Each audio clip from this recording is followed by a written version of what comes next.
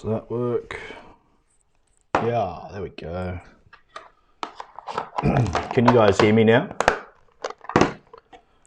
I mustn't have turned my microphone off the other night. Who's there? Say hello. If you're there, say hello. Thank you. Thanks, Anthony. Good stuff. Cheers. I'm really sorry about the stuff up. What I had done when I scheduled the YouTube live, this session, and the link, when I scheduled it, I put 9:50, but it was PM instead of AM, so I couldn't go in and just use that link. It's so annoying. I'm sorry about that. But this should be cool. So hopefully we'll get people turning up real soon and we'll be right. I'm so sorry about the hassle. And now my mic seems to be working, which is great.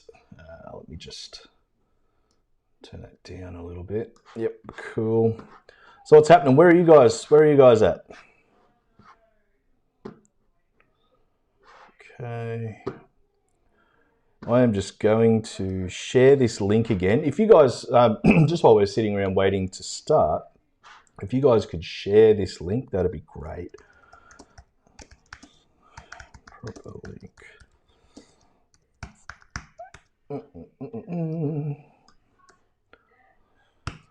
Looking suitably perturbed. All right. What a tool. What a tool I am. Yeah, it's weird. The software that I use to schedule things doesn't let you go in and amend it. So I couldn't use that same link. I had to cancel it and start a new link, which is crap because I'd already shared the other one a million times. Hopefully they'll come to my channel and see that it's all good. Fingers crossed. Good stuff. Albert, you're in Canada, and I didn't know that. I didn't know you're in Canada.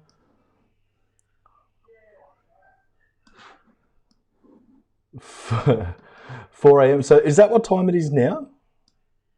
Or is that would have been the time for if it was 10 p.m. Right? I get you.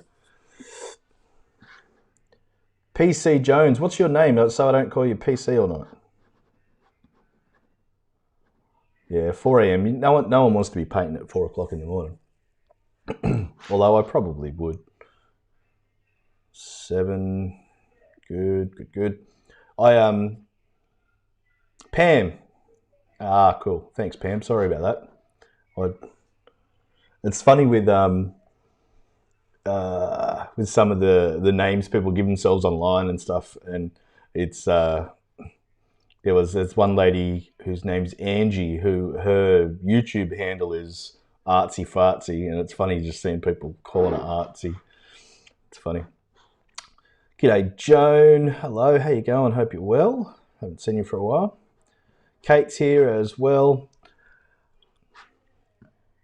I think I basically my brain is so full of shite from the podcast, the tutorials, the Patreon stuff, just organising everything that's going on, that I didn't see stupid PM there instead of AM. So we're all looking good. We're all looking good. Oh, what a goose. I wonder what happens if you click on the old link. Not much. Okay. All right. Sweet. So thank you everybody for being here. I'll start talking about today's work. So who here is painting along, and who is here just for the sparkling entertainment?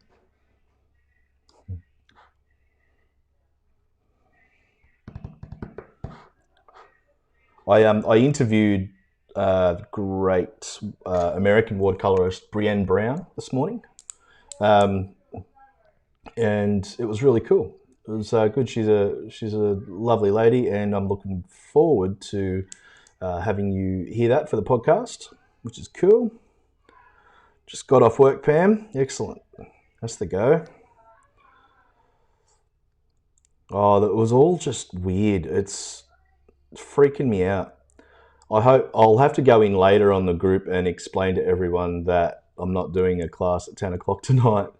Oh, what an idiot. I'm a bit silly. But anyway, we get that. Thank you very much, everybody. Oh, been busy with the pup. Yeah, for sure. Yeah, Joan, comment on go in the live chat like you were there. Go in the live chat. That'd be cool. And that way I can see it. If I don't click on the Facebook thing, I just don't see that as we go through. That's all.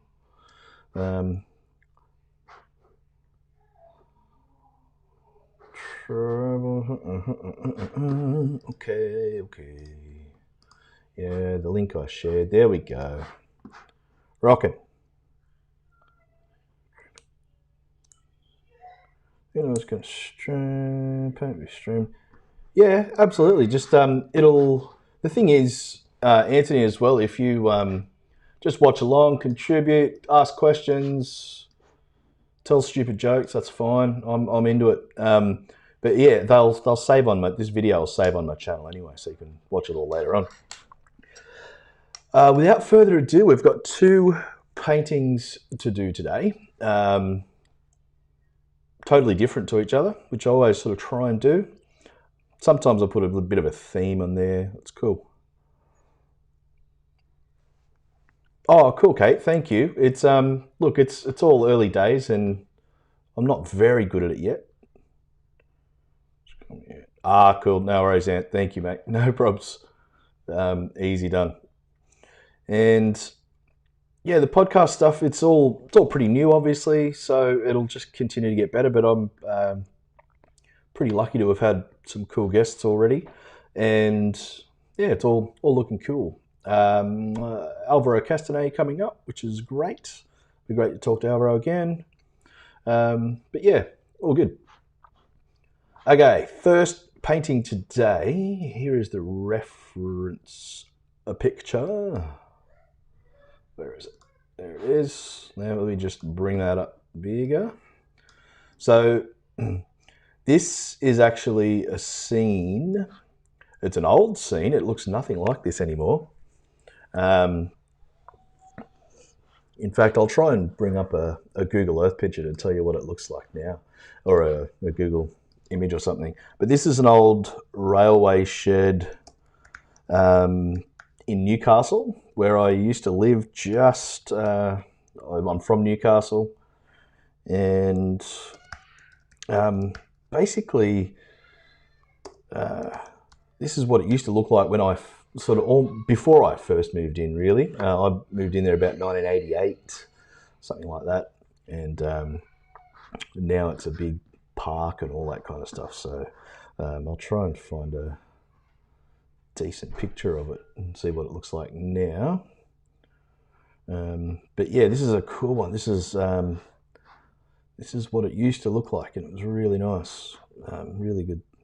That's a really good painting because you've got the trains and everything coming in, and yeah, it should be good.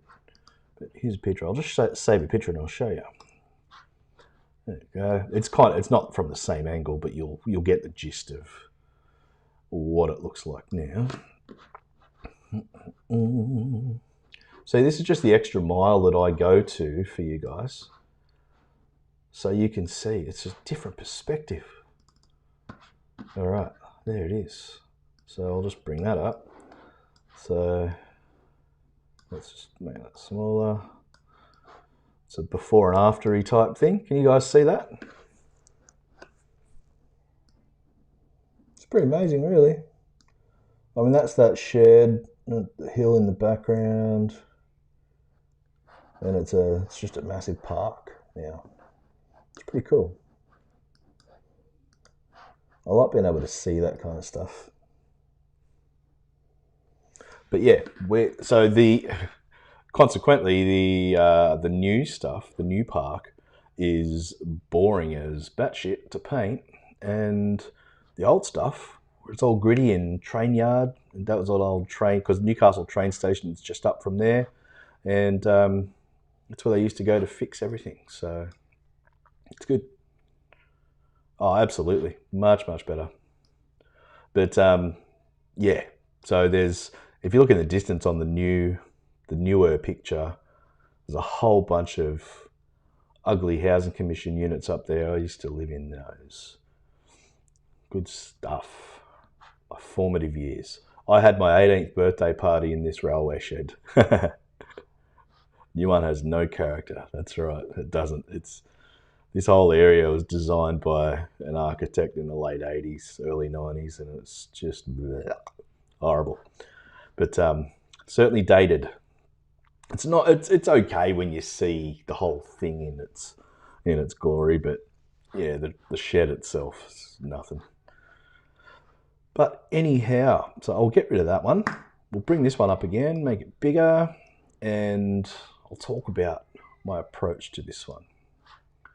Right, so in the background, the distant, or well, it's not really that distant, but the hill in the background is a place called Fort Scratchley. It's an old military fort. It's, I think it got fired on in World War II, and yeah, it's an old, there's tunnels everywhere, there's all sorts, big military base. I think it's a maritime museum now up there. But yeah, that was a staple growing up as a kid in the old school excursions. But let's talk about this picture. So focusing on obviously the trains, the shape of the shed, it's compositionally not really going to change too much. The way I approach things, I'll push a few things back. So the buildings like the terrace houses on the right, they're a bit distant. I'll push those back more. The hill in the background is going to be, just a shape, just not really that discernible from anything else. It's just going to be a distant sort of tone. And the rest of it we can kind of have a play with. We just want to get probably at least two of these trains looking like trains, if you know what I mean. So we want a bit of accuracy. Perspective-wise, we've all got to have a look. If you can hear my son screaming, he's just out there being a bit of a dick. That's all right. He's only 2, but he's still being a bit of a dick.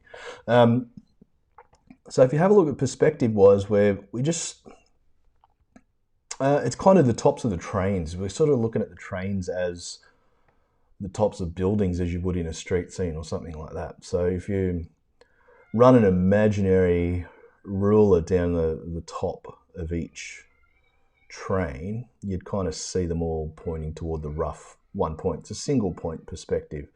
But the vanishing point would be roughly in the middle somewhere. It's not, it's maybe over toward the back end of the train that's in the shed itself, somewhere there. But yeah, so we're going to draw this up. I'll make this smaller. Okay. I'll get rid of me. There we go. There's my paper. Now, what I'll do, if you want to download a proper version of this picture, if you go onto the Facebook group, if you're not there already, go on to just search Glazed Over the Watercolor podcast in Facebook. Join that group, and there are copies of the images in there. You can just save, download from your device or computer. Just make that a bit bigger. About there, that'll do us. We don't want to make it too big on here. This is so on the screen. It's just a reference for you. That's all. So we'll keep it there, and yeah, I'll probably head over to the thing, and we'll start painting. Awesome. Excellent. God. It's been one of those mornings. Jeez. That's okay. So what we'll do, we'll paint this picture, probably have a break for about 10, 15, or probably 15, 20 minutes, and we'll come and do the other one. And this afternoon's picture is like totally different, nice and soft, and some stuff like that. So I'll show you this afternoon's picture just so you know what's coming up. there it is. You know, usual sort of water lilies and stuff. It's, you know, pretty done to death kind of scene, but hopefully we can make it pretty cool and pretty nice. But anyway, that's the Savo. Let's concentrate on this train, shall we? Okay, I'm moving over towards paper. Here we go. Yeah, let's just move that way. There we go, rocking. Now, I was saying the other night that my my iPhone holder has broken, as you can see, and I haven't had a chance to get out and get a new one yet, so I don't have a palette cam for you. I'll try and explain as much as I can as we go through, though. But yeah, you might be able to see the palette on the one this afternoon because we're going vertical. Yeah, portrait orientation. Okay, so first thing we do is we establish our horizon line. Now I'm going to, if you look at the reference picture, the horizon line's pretty much right in the guts, right in the middle, which we don't want. I want to push it up a bit, I reckon. You could go either way, up or down, but I want to have those railway lines being quite a decent lead in. So I'm going to have the horizon line up a bit. Not heaps, just up a bit from halfway, just so it's not cutting the scene in half. About there. We just start blocking the basics in, you know. Bit of a hill, that's the hill that goes down, whatever. Yeah, we're just drawing really lightly to start with. Come over here, start putting that building in. With the building, I mean, it's a shed, it's a really simple box with a pitch roof on it, really. But just draw it out really simply. Don't worry about getting bogged down in details anywhere. It's going to be real simple. Make sure, yeah, cool. With the trains, the way I kind of like to do trains in general is to kind of draw the front of them and then have them go back and go right back. It's probably a bit big. That's all right. That's cool. So we're just getting the rough shapes in. Even here, we'll get this train that's coming out of the scene in there as well. And you know, we can do something with that later. I'm going to bring the train on the left.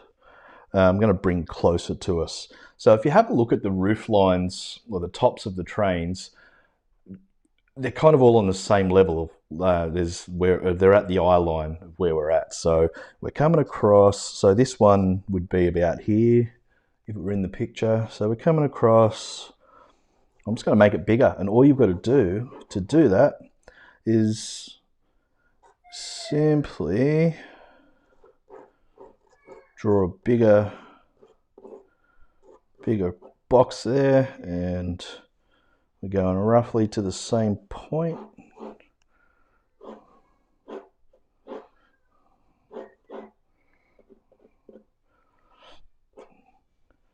So that's kind of it as far as the composition goes. Now I'm not putting that fourth train in there because it just throws it.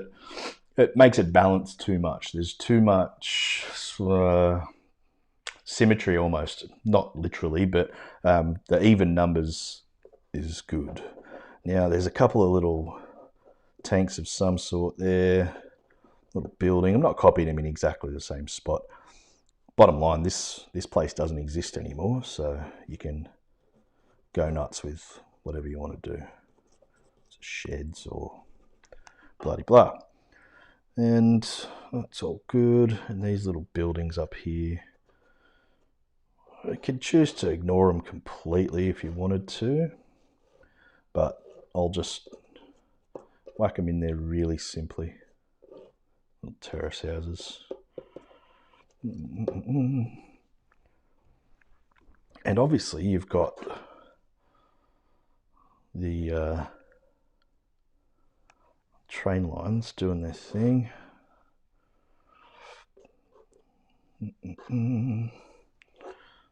The train tracks, rather. But that's okay. We're going to just paint those in later. You could mask it out, but the problem with masking something like that out is that that's where they have to stay. So if we paint everything here, we paint it in and we go, oh shit, that masking fluid's there, I've got to make it work around that. Nah. So you've got to sort of do what makes it work. And I find it easier to do that if you've got the freedom of mucking around with it later on. All these telegraph poles and things I'll put in with paint later on. But I do want to make the drawing a little bit stronger than that. Just so that we know that they work. Compositionally, it's all there though. Okay.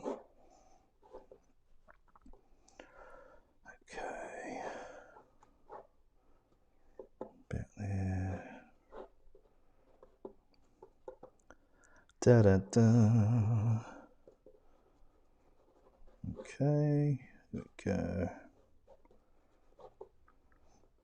But that's all. I mean, we don't want much more detail than that. After all, you know, my style of painting is pretty impressionistic. I tend not to worry about detail at all. There's no need to. This photo already exists. If you like the photo, brilliant. If you want to paint it, have a reaction to the photo. Not like anaphylaxis or anything like that sort of reaction, but you know, have a response to it. Yeah, that'll do. That's just dark anyway in there. It's all fine. Now this train, do a little bit here. Same kind of story.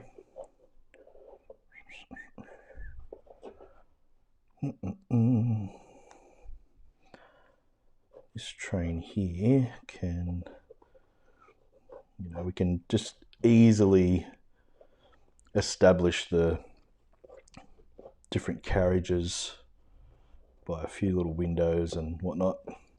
Everything else I'll just leave as it is. That's about as much drawing as I'll do. I'll just let that sit there for a second. Oh, it looks a bit funky at the moment, but it'll be right. It'll be right, mate.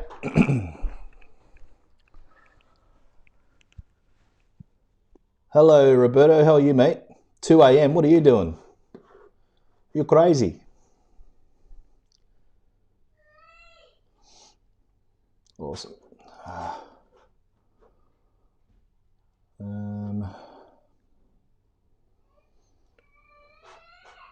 Oh, Henry, be quiet.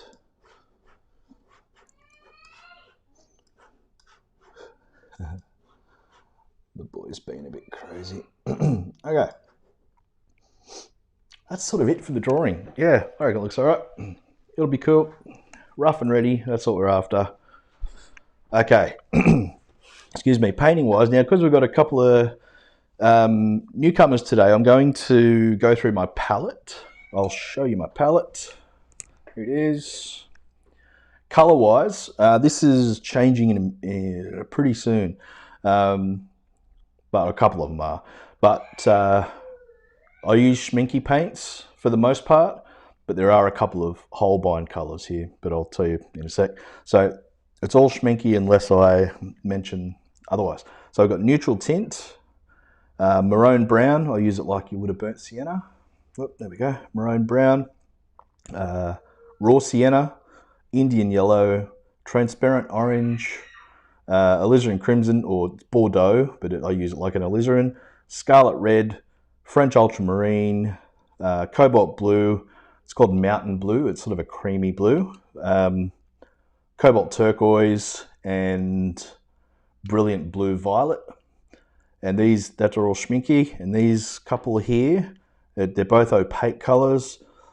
Still watercolor. That's Jaune Brilliant, number 1. And it's like a creamy color. And lavender. Couldn't live without either of those. They're both brilliant. So yeah, they're my colors.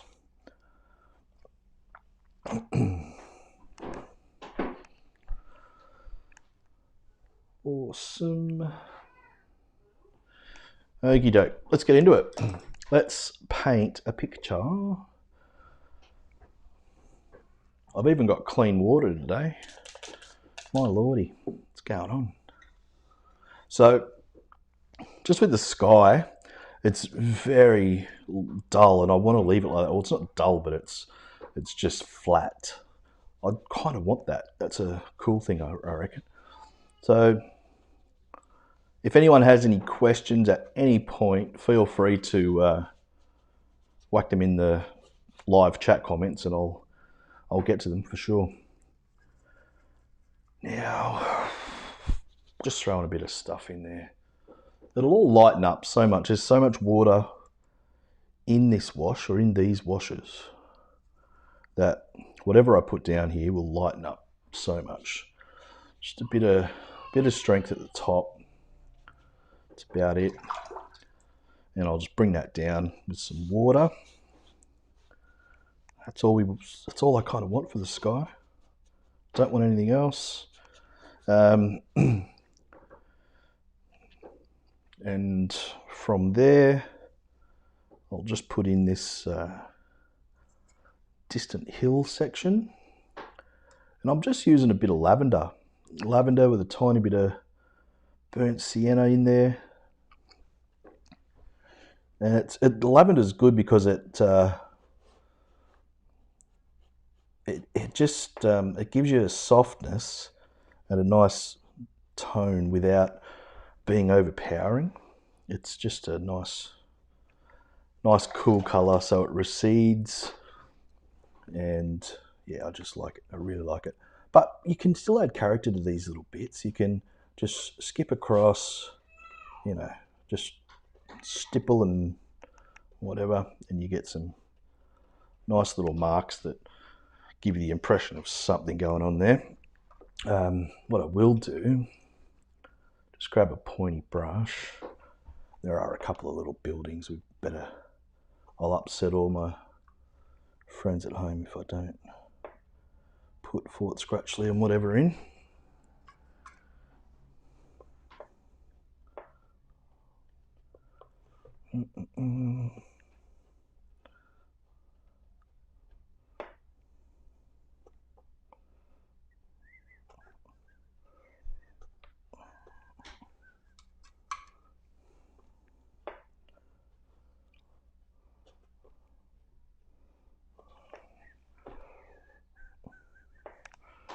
Okay, that'll do.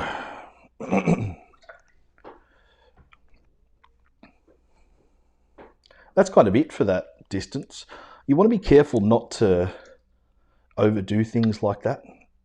So usually, because we're painting the background first, we tend to think it needs more, but it doesn't. You've got to keep your eye on the stars of the show, so to speak.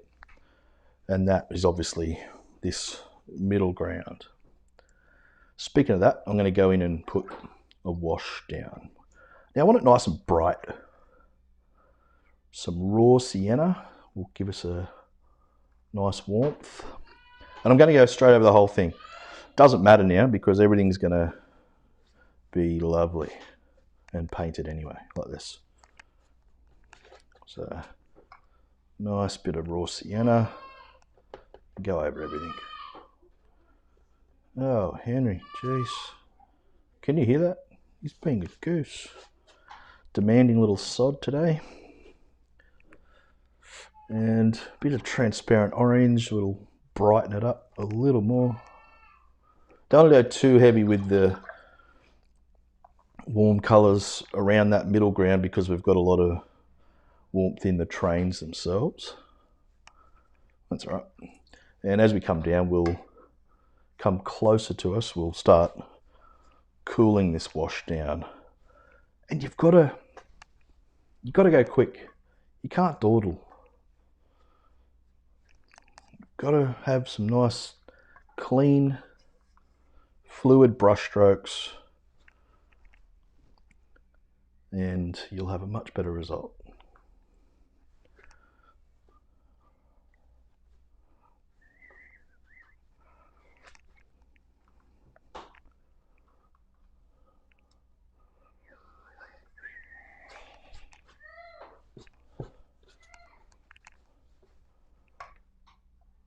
And you might think these brush strokes look a little bit crazy and maybe a bit strong, but trust me, they'll smooth out and be full of character, hopefully.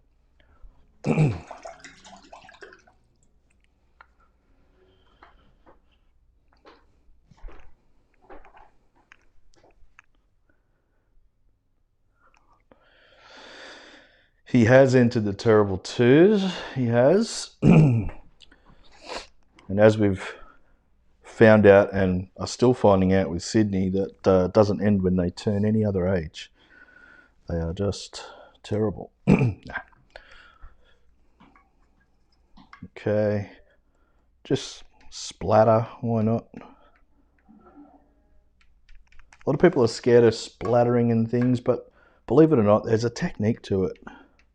Always make sure your point of your brush, because that's where the water is going to come out of, okay? Make sure the point of your brush is facing in the direction that you want the water to come out, or the splatters to go, and you'll be right.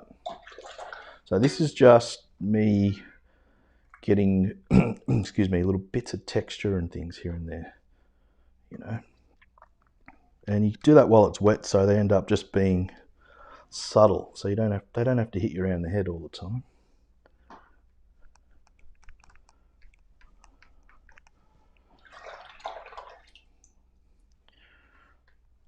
Even just do it with water, you know.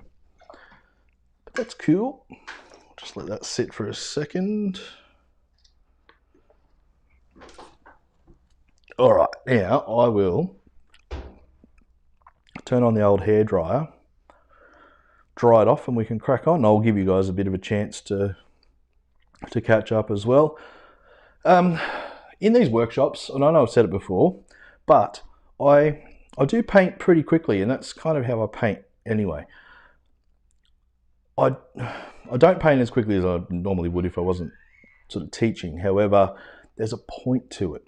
I firmly believe that the slower you paint, like if you slow down too much and you're taking your time too much with any of this stuff, you're not getting expressive brush marks and you're just fiddling.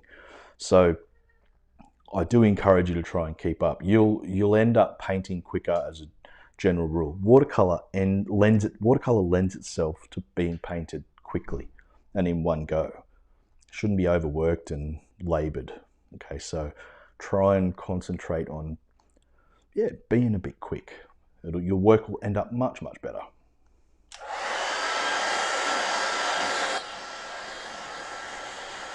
Sorry about the hairdryer. There's just no other way to do it in this circumstance.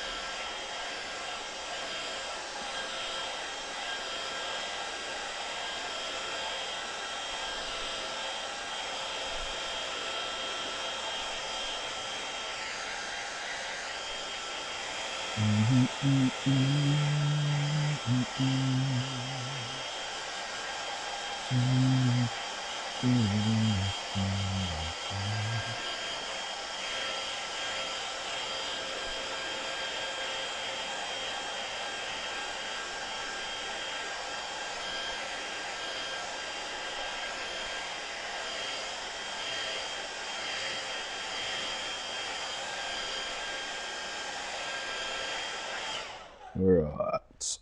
Excuse me.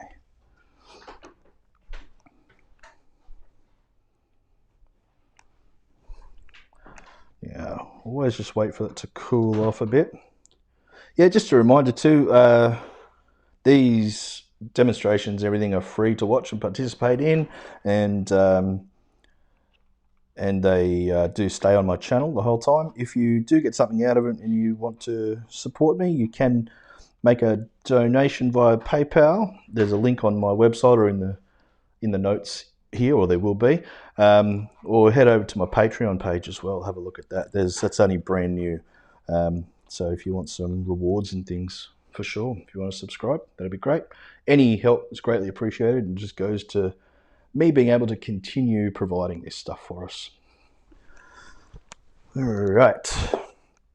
Okay. Sort of start getting into the nitty gritty. So we're going into the sort of mid tones. I'll work mid tone to darks on this one for sure. Little bit of strength. I just want to get something up there. Just want to get this building out of the way. It's sort of one of those annoying structures that I'll just do really abstract. It's just stuff, you know.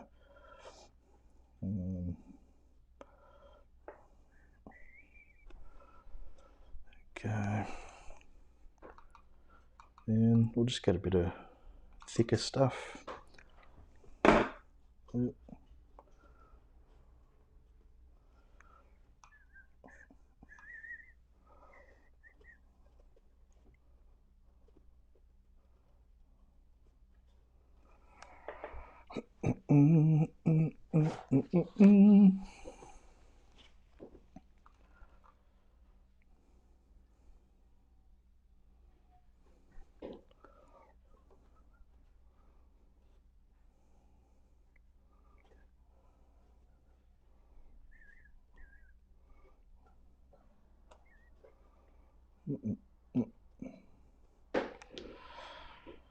Okay, cool. That's all we need there. Don't need much else. If anything, I'll do a little shadow. Little one. That's it. Cool. So happy there. Good. Always have a tissue handy. It's good just to, you know, break a little bit of an area up or whatever. It's nice. Better than having it all just solid colours and having that coloured in look, which we don't want with this stuff. I definitely don't. Don't know about you, but I like paintings to be paintings. That's a clever thing, isn't it? All right, so coming over this way. Bright colours. Bright here, so I can dull them down in a second. But some bright orange underneath is good. And then I'm going to dull it down with a bit of that.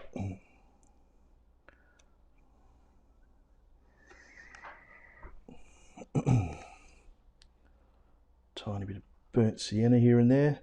Mix it on the page. Make sure you're mixing your paint on the page, so you put it on. It's wet, so you just let it do its thing. That's good.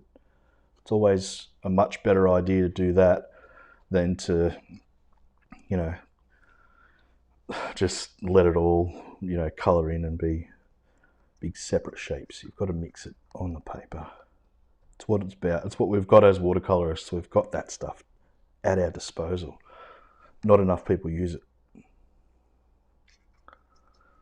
Yeah, just a little bit of dark. Not too wet, that's okay. just put a couple of little windows. The softness is good because it's going to be a variety of edges, you know, like at the end result, they'll be soft, nice and sharp over here. You've got to have that variety. That is for sure. Okay. Same kind of colouring, but we'll probably, yeah, let's do that. Oh, sorry about the noise.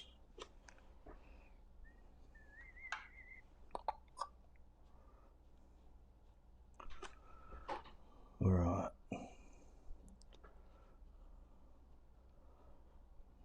So as you can see, I'm not too concerned about being like overall accuracy. My goal is the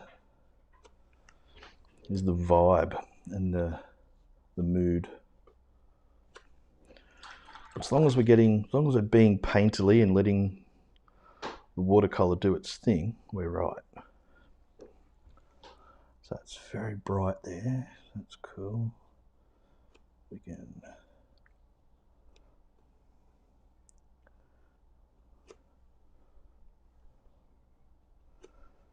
do something like that. That's cool. And we'll get darkness and things under there, which will anchor everything to the ground. But excuse me, being really careful to leave the light on top of the train there, because afterwards that building's going in and that's all dark, so that'll bring that light out. Make that a bit more orange. Just make that a little bit more orange, a bit brighter. That's cool. Good. All right. Let's go over to our main train, if you like. Same kind of story. We're just getting the colors in, blending them, letting it run together. That's all good.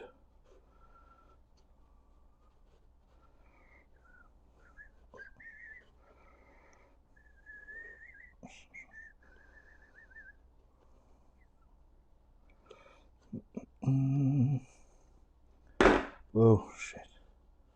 Gotta fix that.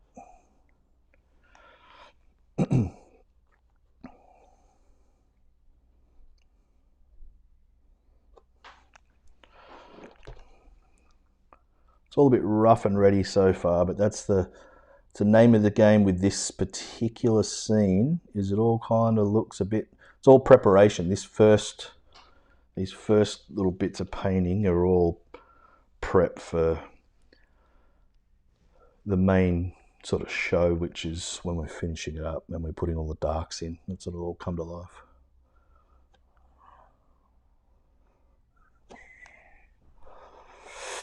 Okay, now gotta be careful. We don't want to outline anything.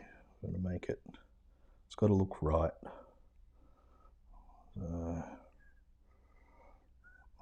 It's all good.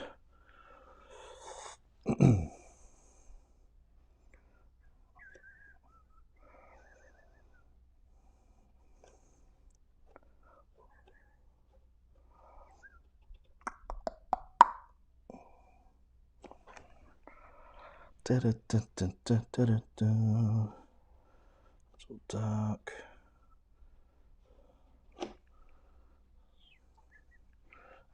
Too dark. Too strong, too strong. That's all right.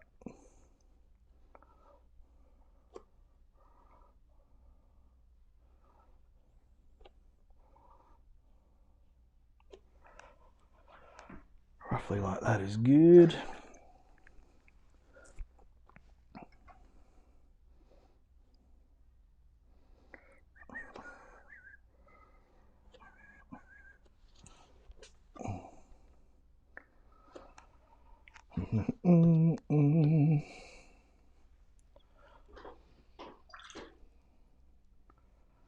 Just make it a bit redder, a bit of Bordeaux, a bit of alizarin, more than that, it's real strong.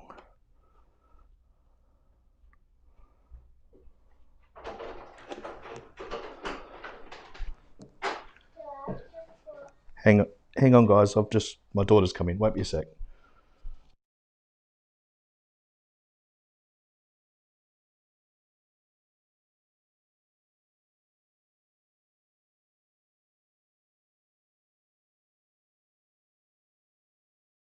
Sorry about that.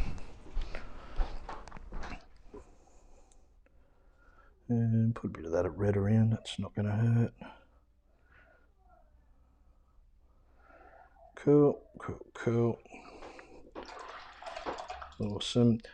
All looks a bit funny because it looks a bit awkward because there's no shadows anchoring anything there, but there will be, and it'll be sweet. It's just one of those pieces. Okay, so yeah, let's just trying to think of where to go to next. Kind of happy with everything is. I'm going to dry it off. Won't be a sec. Just a little bit.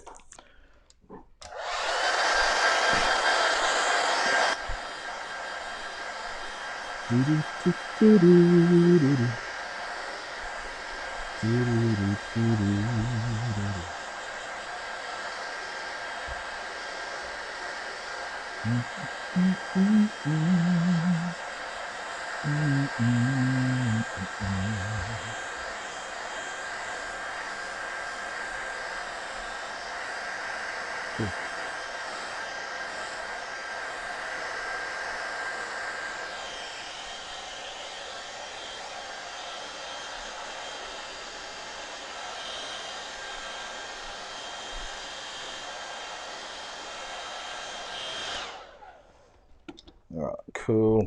All right, I'm just going to go in there with a few darks here and there, just in the windows and all that. Okay.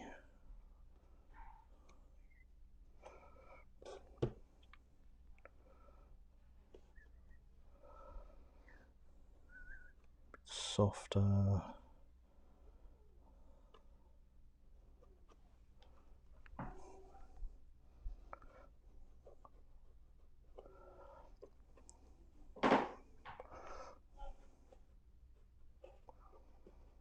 That'll all be cool once we do the shadows.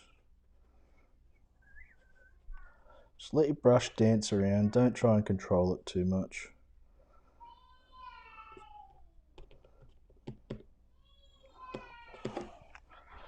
There you go. So you can see it's already got a bit more volume. Okay, so I want to get the silhouettes of these little outbuildings and sheds and stuff in. Simply, bang.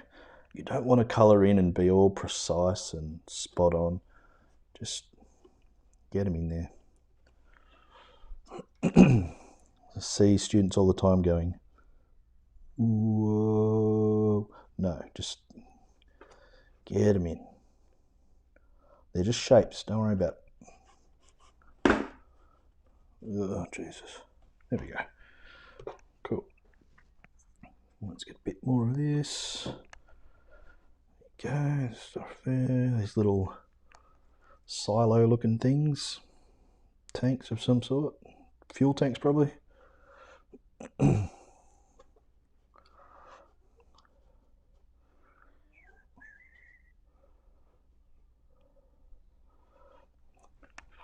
don't be scared just to create, little marks.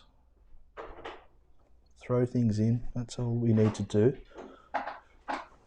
And we're just going straight through to keep everything moving. We don't want to bog down in any of this. You just want to keep it cranking along.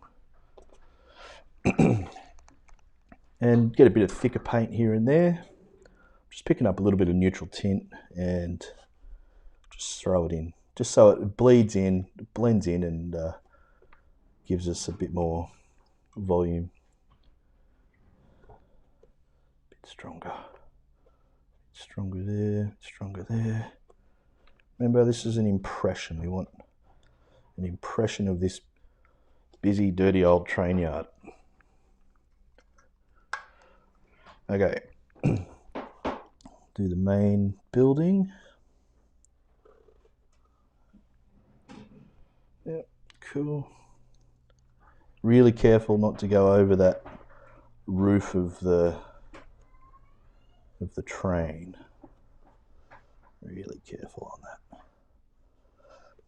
So that's given us a lot of our light, sorry, coming through this section.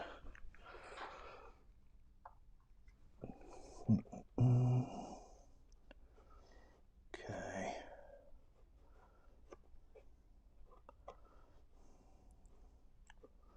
Now, just in the bit that I've just painted, that's in the actual shed, so the inside of the roof, I suppose. If you picture yourself in the building, that's going to be darker than the top there. So if you just put the top in and go in there with real thick, dark paint, it's going to be quite nice. Connect everything up so there's no gaps anywhere.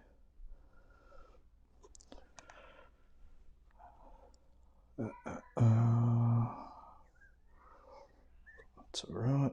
Cool. Just looking around to see what I can do with this thick paint while I've got it on here. If there's any little details I can put in. And look, there's definitely stuff there. So I'm just going to define that edge a bit better. Yep, there we go. And I'm just going to go down here to let that darkness bleed in so it looks like there's more stuff going on in the back there. Like there's another carriage that's in the shadow.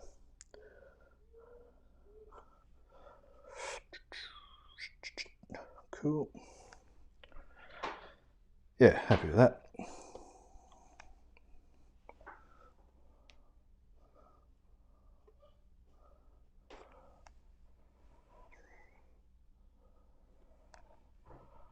All right, good. Just want to join it together a bit.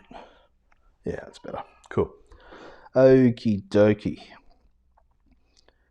So we're kind of getting to the point where we can start mucking around with the shadows and things at the bottom. I just want to clear this up. It's a bit messy. Just want to straighten it a bit. Looked like it was half a tree or something weird. Don't know. All right, all good. So the shadows in this we're going to exaggerate, okay? So we definitely need to just do a bit of a dry off in certain areas because some of them are going to have darker shadows. We need to glaze that in a bit. So I'll just do a quick dry.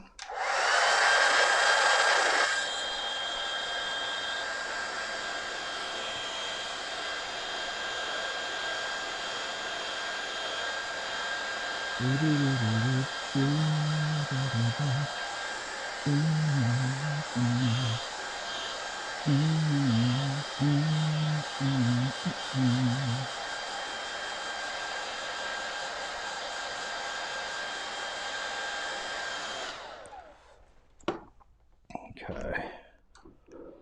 Something I've noticed that's just annoying me, so I'm just going to fix it up. Just taking a tiny bit of turquoise and a tiny bit of raw sienna just to create a real dodgy looking green.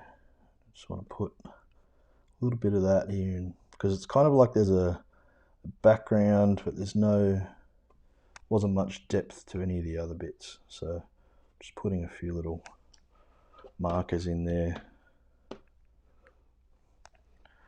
Yeah, it's very minimal. That's okay. All right, so shadows. All right, here we go. What I want to do is, I'm going to start from this way. So shadows are going across. So this is the dark stuff that's, you know, this looks like this was taken sort of high noon. The shadows are quite short, but we're going to change that because short shadows are generally a little bit, how you going, a little bit boring. Well, they can be. All right. So mixing up a bit of a purple, sort of dirty it up a bit or grey it down a bit is probably the better way to put it. With a bit of burnt sienna, a bit of blue, a bit of neutral tint. We want to be quite strong.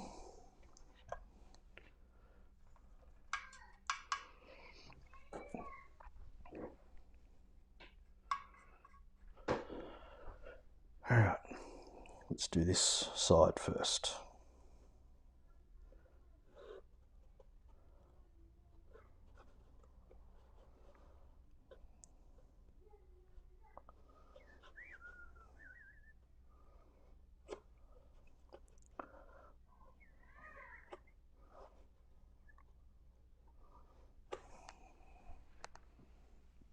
But what we do, it's a bit strong.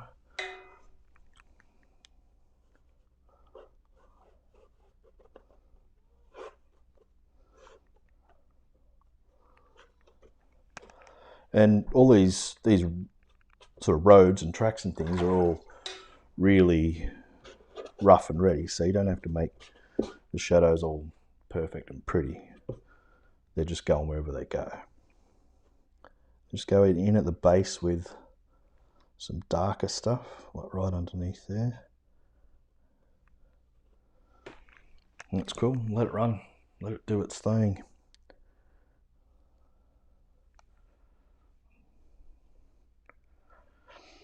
Already it's looking heaps better. That's coming up on the camera quite dark here. It's not as dark as it looks. And if you go into the Facebook group, which is called Glazed Over, if you just go into the Facebook group, it's in there. It's in that group. Join that group, and away you go. If it's asking you to join and you need approval, I'll just let me know. Oh, here we go. I've got it. I've seen it. Here we go. All right. I've just approved you, Ant. So you should be able to go into that group and find that photo. Cool. Sweet. Now, over here, there's a little shadow that I want to get on this side of everything. That's just cutting this train out here, which is good.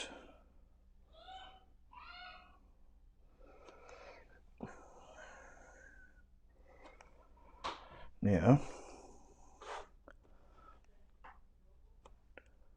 a bit of thicker stuff.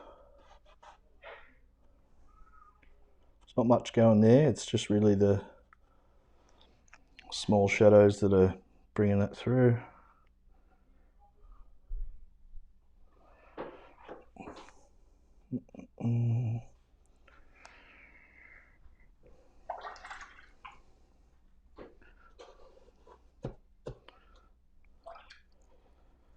Okay, so this is the one that'll make a lot of difference. This one under here, it'll really sit everything down.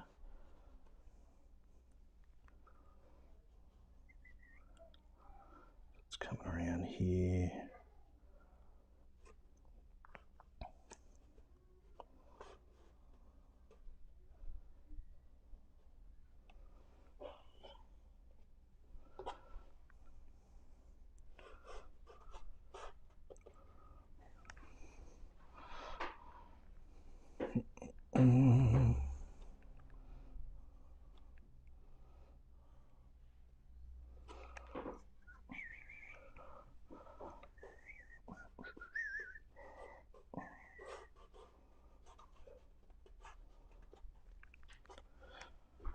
And we're just embellishing things to make them all nice and painterly.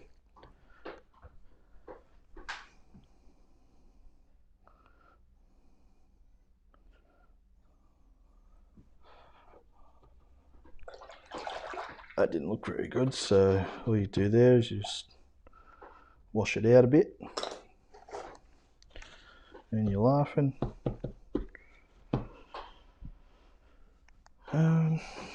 Yeah, the shadows are okay. I'm just going to, I want some nice hard edges for the, what do you call them? The telegraph poles and things. So all I'm going to do, just before I do that, palette knife, run a few things over, just some thin lines here and there is good.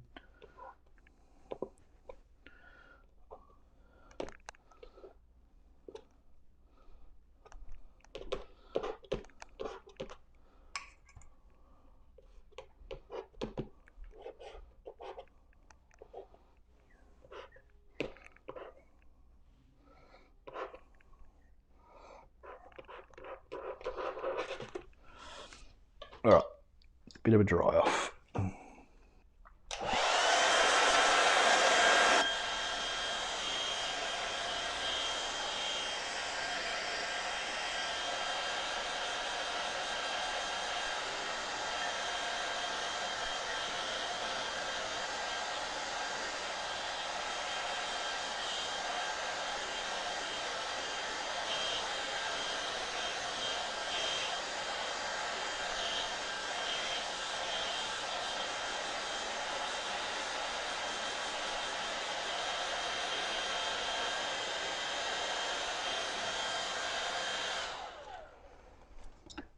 Okay.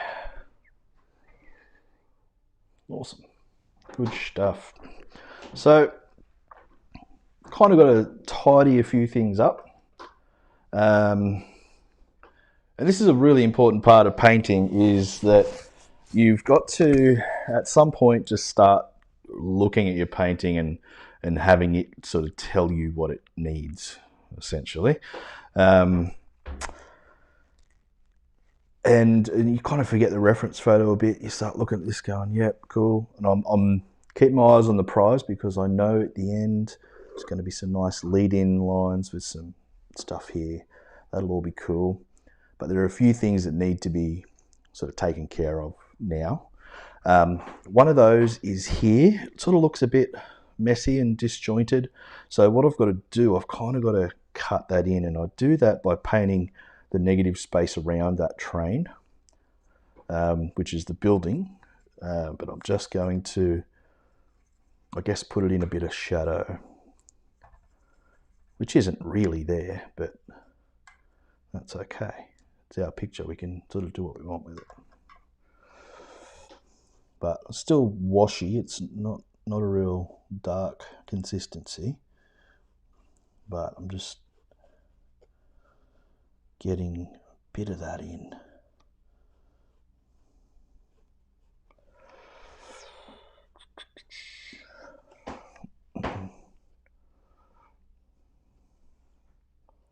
And that'll help me sort of cut around that. I'll just invent a tree. There we go.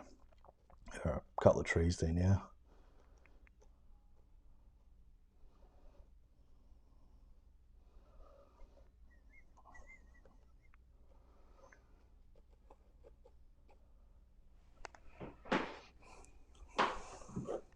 Don't want it to be too tidy. It's a bit tidy, that was.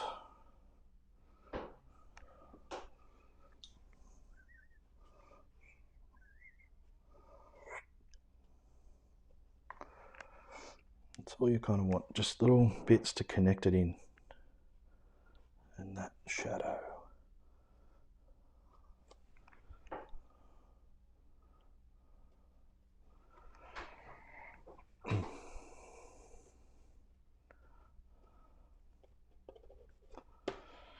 That's better.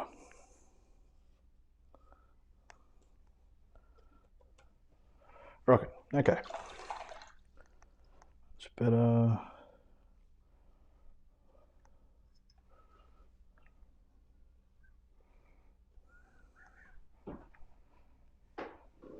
Nice. That kind of makes that stick out a bit, and we can take care of a couple of highlights when we need to with some gouache at the end.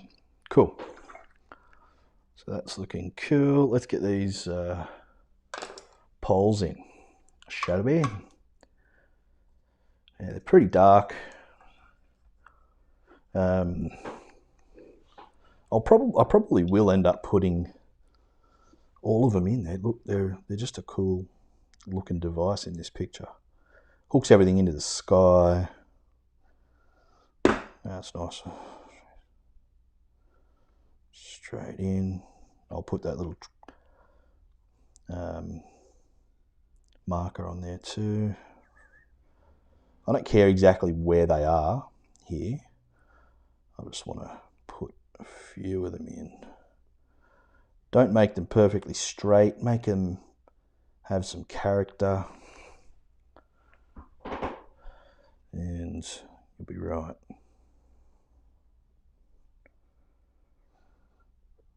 I'm even going to put some, what do you call it? Power lines and things in as it comes through. So that's nice.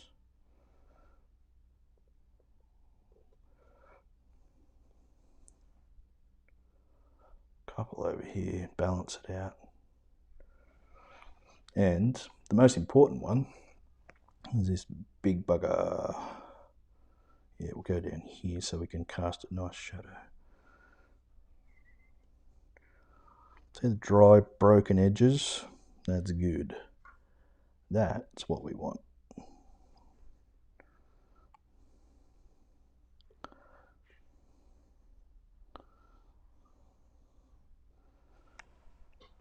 That's cool. Happy there.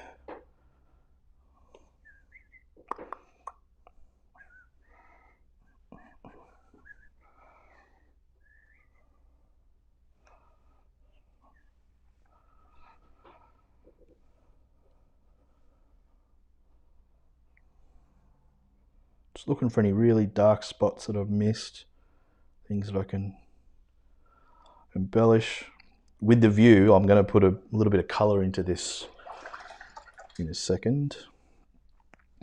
So it's not all just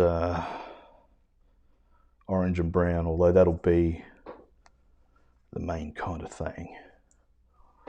I'll put little pops of colour. Obviously this shadow is about that long in the picture, but I want it to be quiet. But one continuous brush stroke, but have it be broken and weird. That's cool. Good stuff. That's it. See, those shadows are long. All good.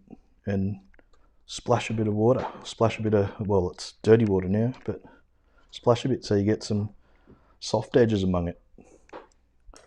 Think art. Think painterly.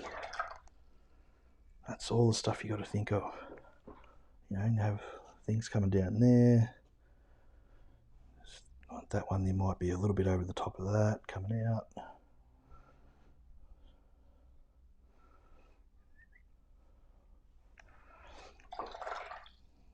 So that's cool. Something here in the foreground. I don't know what that is, but there we go. Alright, so we dry off and then we start to tidy it up with a few highlights, different little colours, and yeah, basically the end of the show for this painting anyway. It's come about pretty quick, but I'll take a bit of time and to do these last little highlights and things because it will bring it together a lot.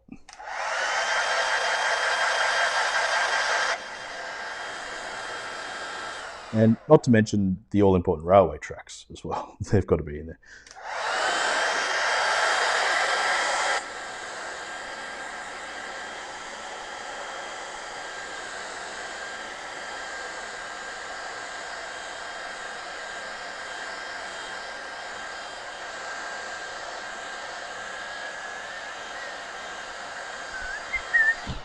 Just seen something that I want to do. Now I don't want to paint this area of this train, this roof, so I want to put put a couple of things there to sort of indicate that a bit.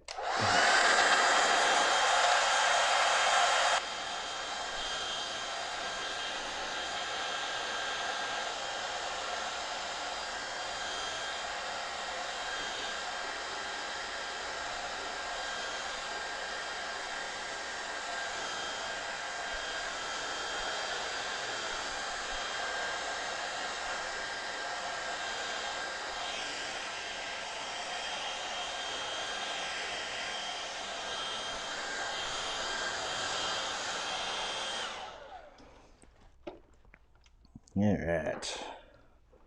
So blue. Oh shit. Last thing I need would be that.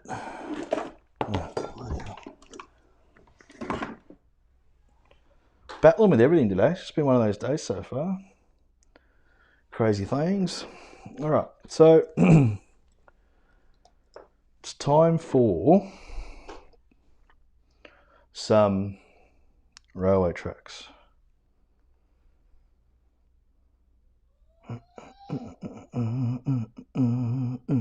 And how we do that is with a rigger. That's how I'm going to do it anyway. Pretty thick paint. Some burnt sienna, some blue, sort of mixing up a bit of a dark. So dark in, you know, this is going to be the first step of these tracks. Now, I don't care if they're wonky-ish, but I certainly don't want them to be just really clumsy. I don't mind some clumsy. It's kind of how I paint. It's good. But we want some stuff that makes more sense as well.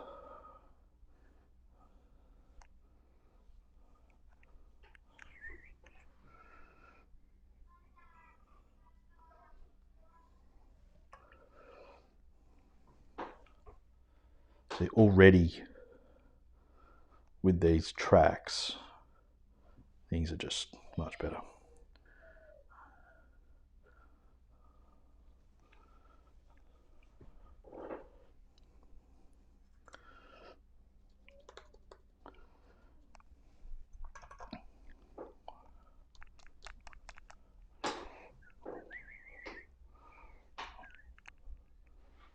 And it's just water on here, but I'm just catching some of that wet paint here and there.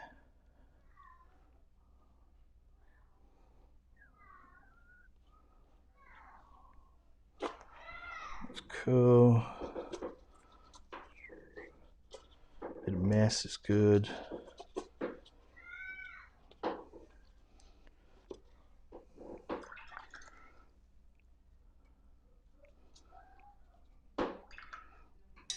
Yeah.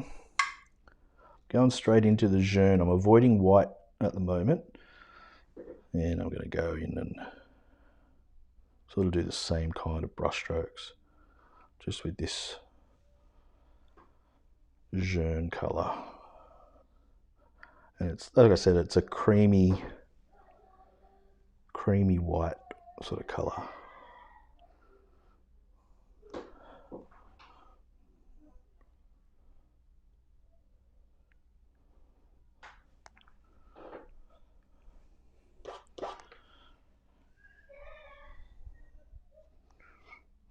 Sure you can hear my kids going crazy out there. It's okay. All right, just while I've got the rigger happening, I'm just going back into the darker stuff and just putting a few power lines and things in.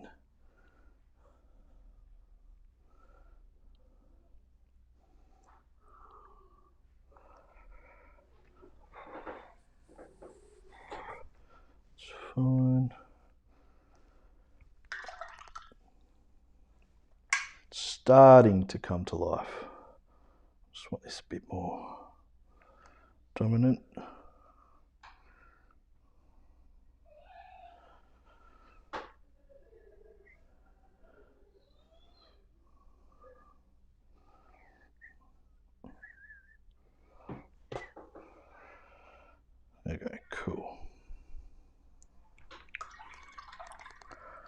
rigger work's done. I do just want to put a few little tidy up sort of marks. Now, this lavender colour I've got, it's opaque, but it's really nice just for doing little, little marks, these sort of things, just little impressions, little embellishments.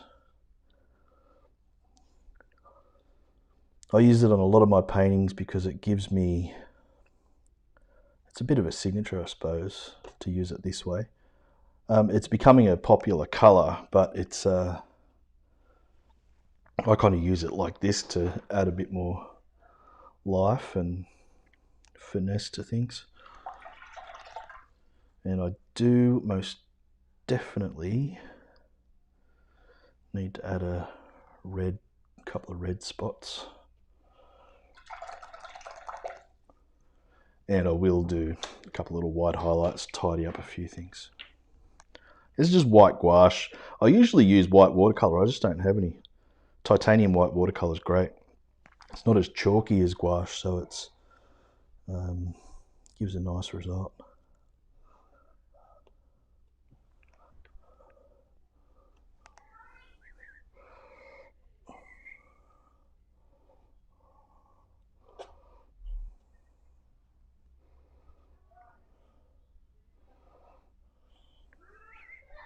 It doesn't need much. Doesn't need much at all.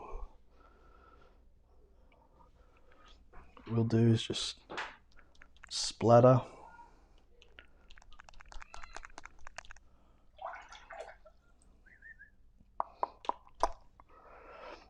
Splatter a bit of pink stuff here.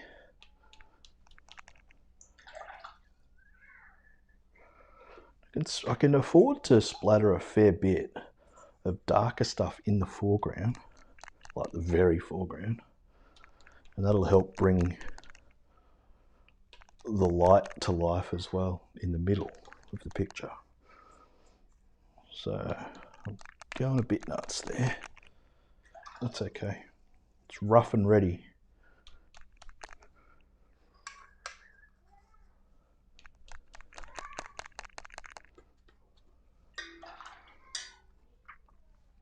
Okay, good.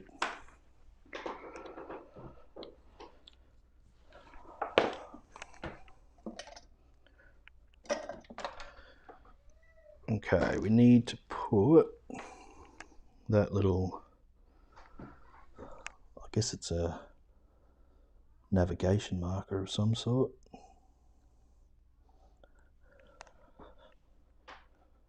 There's another one up on the hill there.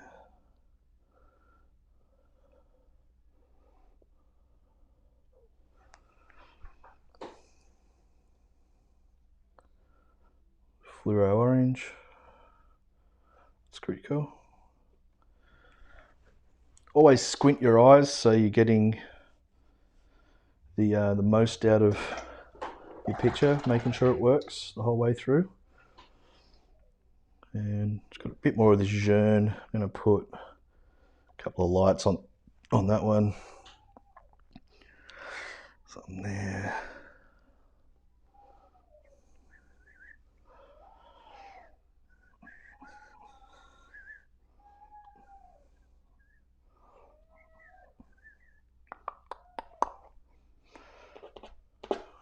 Cool. Yeah. Something like that. The last thing we'll do is grab a couple of birds.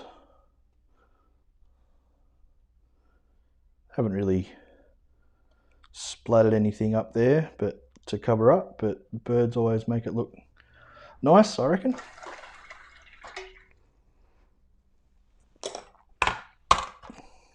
I'll just take the tape off.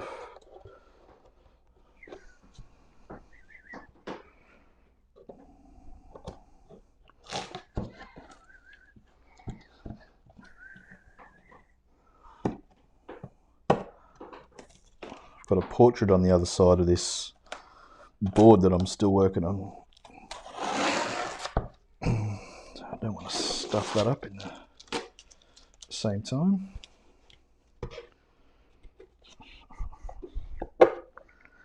Ugh. Craziness. Yeah, don't have boards that are exactly the same size as your paper. You'll just fight with them the whole time. They're annoying. I only use it so it fits in this screen a bit better. Usually, I've got a bigger sheet, bigger board, and it's just fine.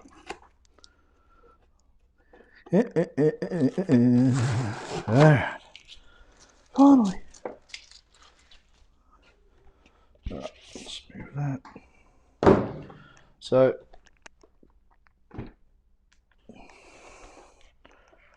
it is in all its glory. I think that's alright. I'm just going to blur those a bit.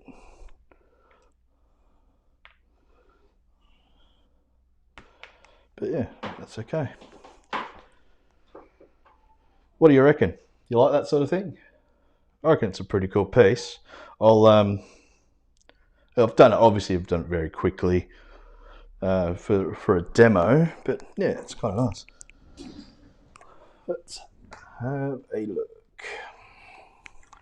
I'm just looking at your question there, Dana. What's the regional geology?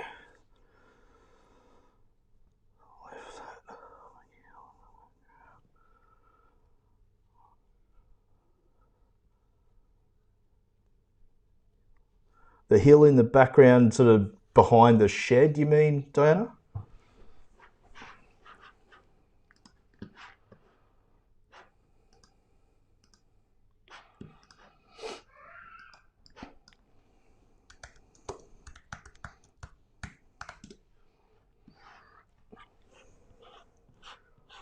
I'll find a better view of that hill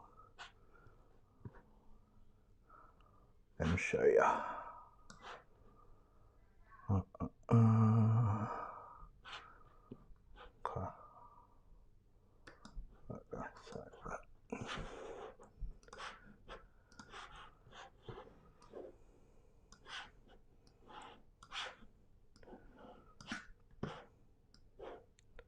So that hill in the background that you see in the reference photo as well this is very rough just looking at it, but it's good. It's got the nice thing.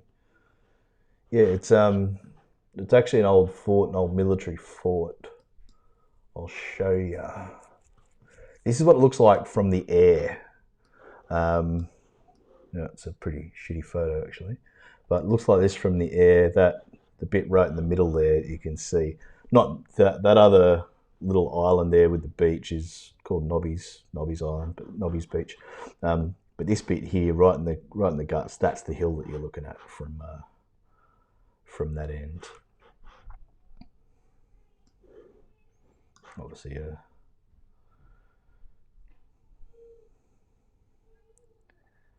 it's a couple of hours north of Sydney, and I guess it's pretty flat. Pretty flat, but it's there's still a lot of hills and mountains and that, but that's just on the coast, yeah.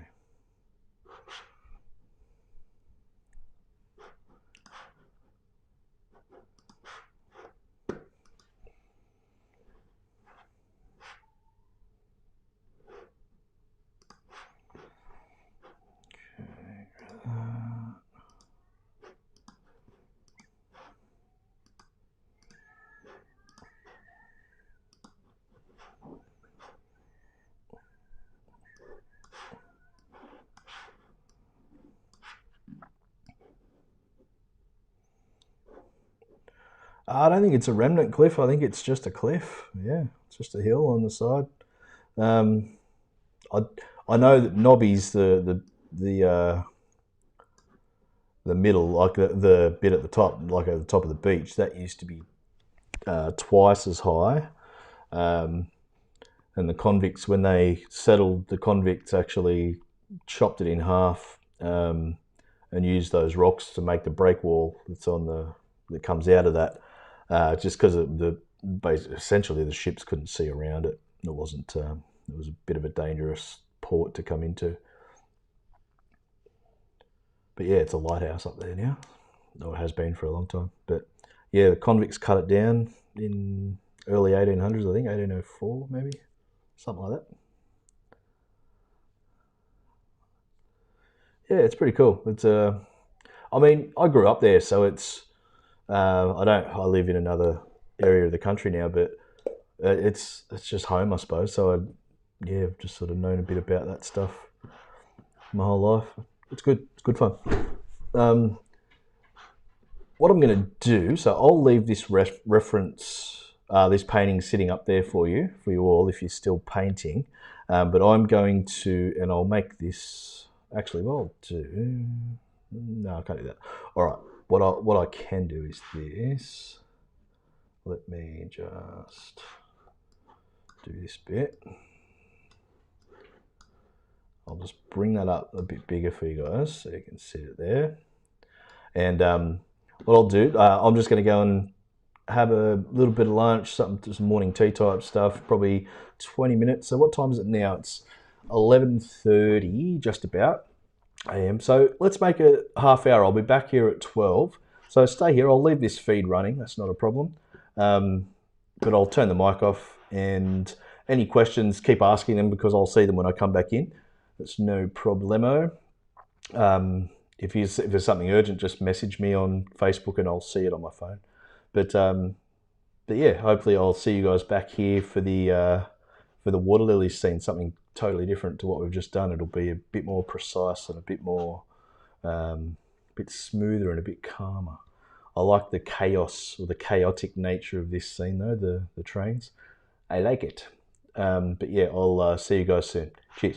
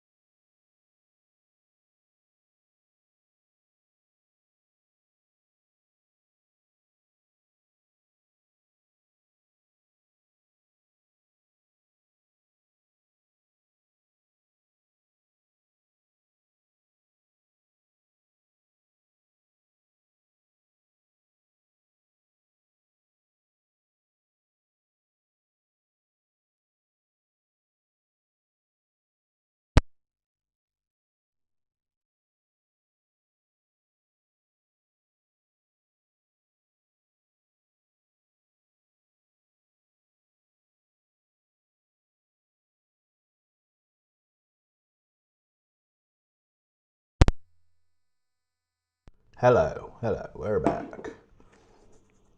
How he's going? Okay. I'll just bring this other piece up, then I'll get my paper and everything sorted. Okay, so we'll get rid of that one. We'll bring that one up.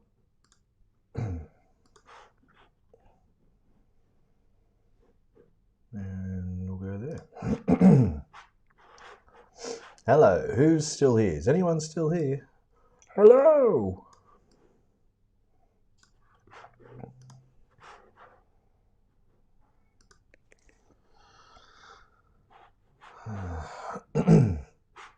God, I'm spewing. I stuffed up the... What's a doobie? Oh, choice. That's great, Guinevere. I'm just seeing your picture here, if you're there. Well done. Top stuff. Love it. Hey, Kate.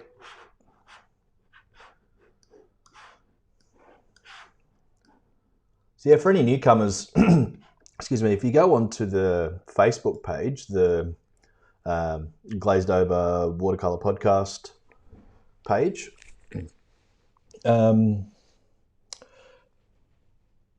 make sure you join that page, and if it needs me to approve the joining or whatever, that's fine. I'll get to it pretty quickly. Excuse me. But join that and you can share all your work. So once you've done the paintings, if you feel comfortable with it, just whack them all on that page. It's good. There's a good little community going on, and everyone's really encouraging and supportive, which is tops. So I look forward to seeing some stuff there. Yeah, Kate, it makes all the difference. What are you using? I'm just going to get up and go and tape my board. So I'll just do that. Get rid of me. Nah, fair enough. That's okay. Have you used good paper yet in general?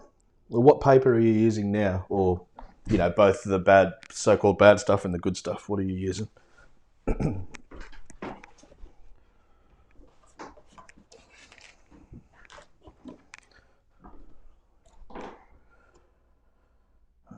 Let's go that way. There it is. Now you get to see the really exciting process of taping a piece of paper to my board. Wow, exciting stuff.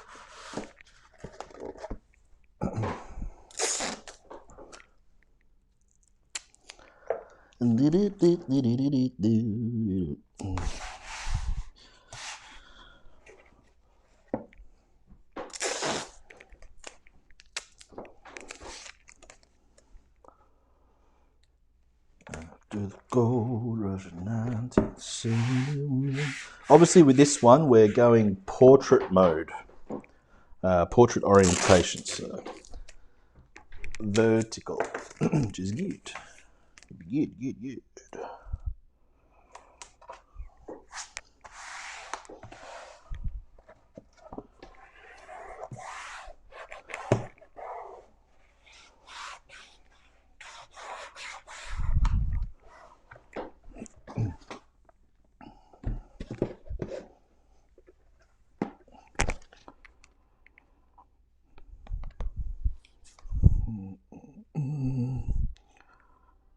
Where are we?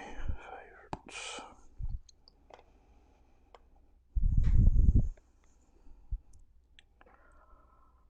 Somewhere here. Excuse me for the whole clearing the throat thing. But I'm sure you'll cope. Just move that back a bit. Now I need to pan out a bit so you guys can see everything, which is good. I'll move over that way.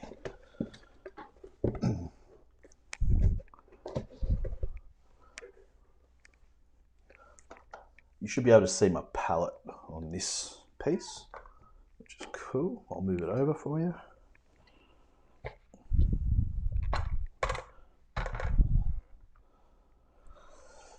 Awesome.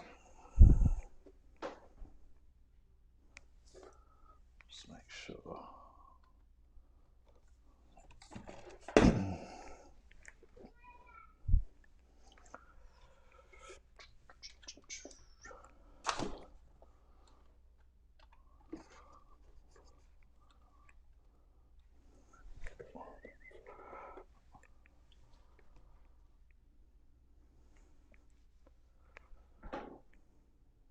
That'll be it there. So you'll see a bit more. My lovely water, a bit of a sponge. You'll see me using that sponge a lot, actually. Hey, Joan's back.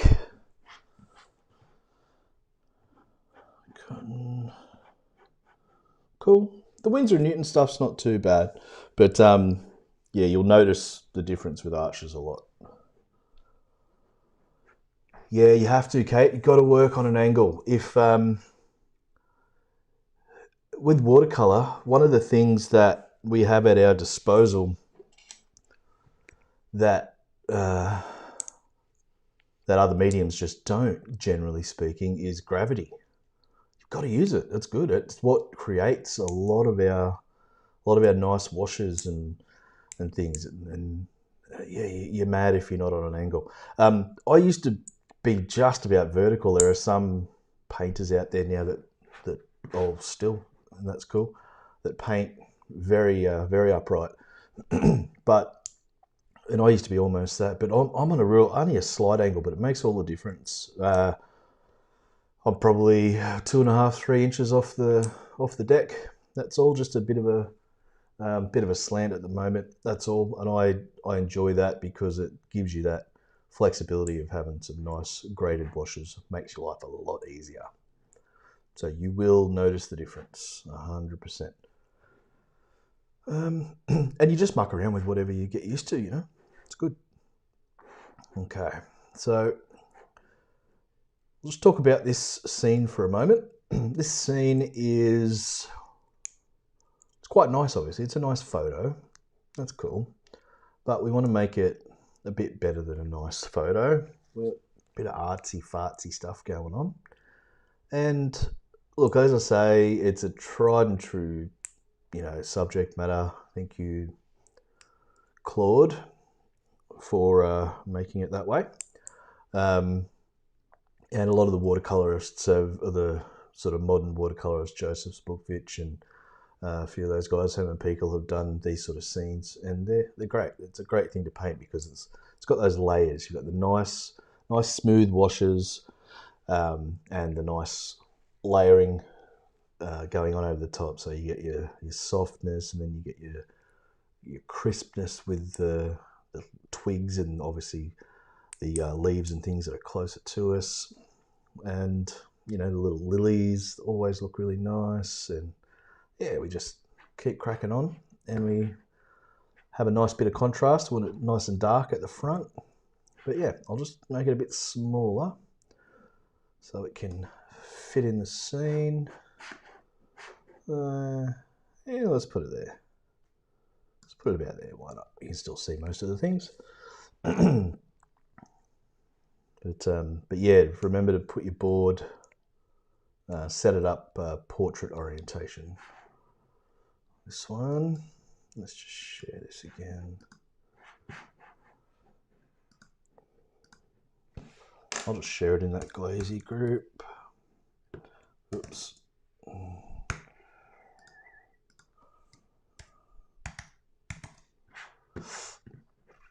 I'm so stupid with that PM thing this morning. What a goose. I stuffed up that link. That's all right. We'll get there.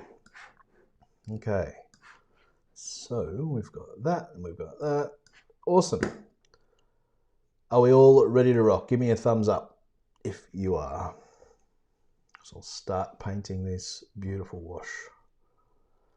Well, hopefully it'll be a beautiful wash anyway. So we will start using Good stuff. We'll start using the bead of water of paint that comes down, and we'll follow that down to make a nice smooth wash at the, well, yeah, at the start, at the front. Oh, Helen's there. There you go. Awesome. Let's have a look. Drawing. Got to draw something, I suppose. I see a lot of people, excuse me, not draw. Well, not a lot of people. Not many, actually. I should have worded that a bit better. Some people don't do a sketch. I think it's silly. It's kind of crazy. You're making it hard for yourself. In my eyes, anyway. It just gives you a guide. You don't want to do too much. Like, it's definitely not a detailed drawing or anything. And in this one, we just want to establish where we're going. It's just a guide. And horizon, roughly about there. Trees. There's some more in the distance. I'm not going to draw in that distant because it'll be so light that I don't want that ugly pencil mark to shine through later on. And you know what? It's kind of it. So just wanting to make sure whatever I reflect down here will make sense. And we'll do some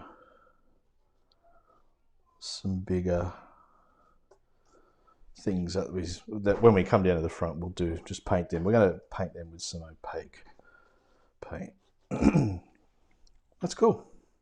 That's all you need as a drawing in this one. You can probably barely see it, but it will be very useful. Now I'll just make sure that's good. Sweet. Okay.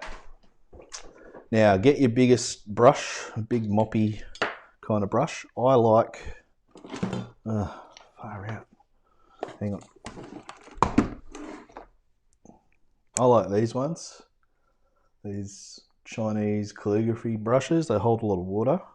They're sable of some sort, I believe. And you can also use a standard squirrel. Well, no, that's sable as well. But yeah, something that holds a lot of water is what you're after. With washes like this, where it's pretty smooth, I like to actually spray a little bit just to get it going, just at the top, really, because the rest of it's going to be fine. It'll have that bead, but at the top, give it a bit of a squirt. Why not? Now, color-wise, color temperature-wise, I'm going a cool grey. So I'm just going into the palette, seeing what's around in the corners. Always use these leftovers. Don't ever waste them, that's for sure. So a cool grey, that's sort of a mixture of everything there. And it looks pretty strong at the moment, but we're going to bring that down and hit it with a lot of water in a second.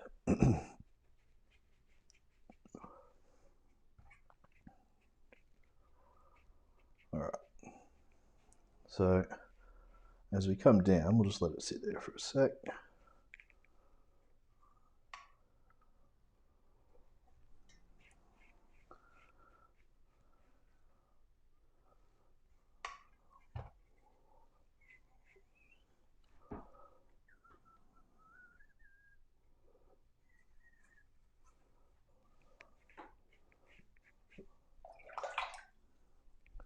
Okay, so you'll start seeing this bead of colour and water just gathering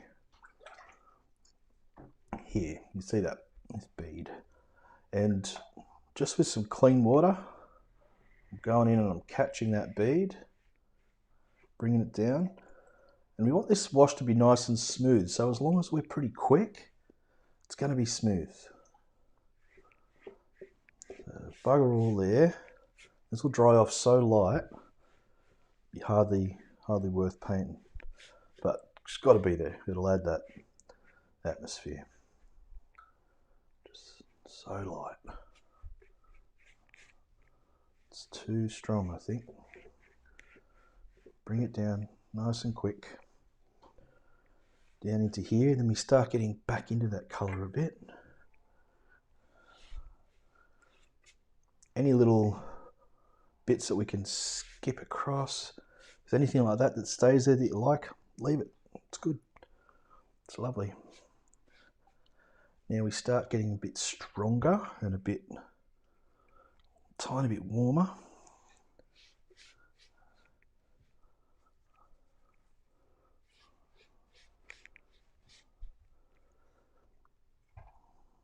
Now we start getting a bit darker, cooler as it comes forward. Ultimately, this dark, whoa, that's strong. Didn't mean that. Didn't mean for that to happen. That's okay. Let's go over here. Not to be. Yeah, it's better. It's cool. Good. As long as we're quick, we can do what we like. Quite strong here, but it'll, like I say, it'll dry off a lot.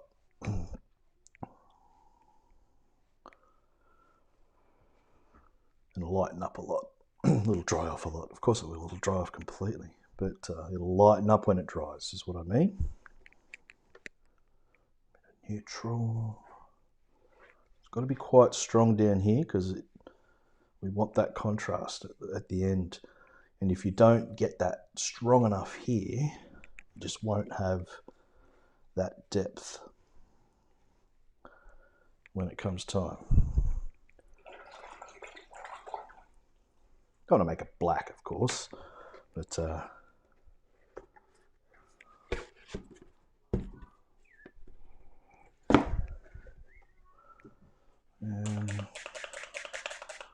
just wetting everything in there.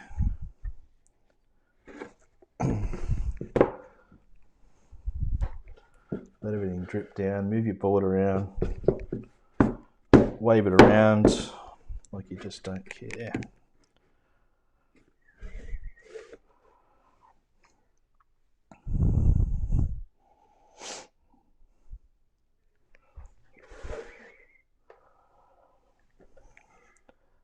And I've used this French ultramarine in this dark colour, so it'll granulate as it dries off, which is nice.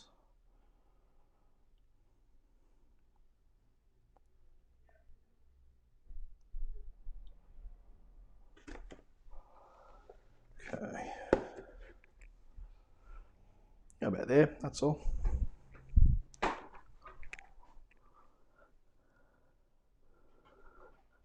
Hey Julie, how you going?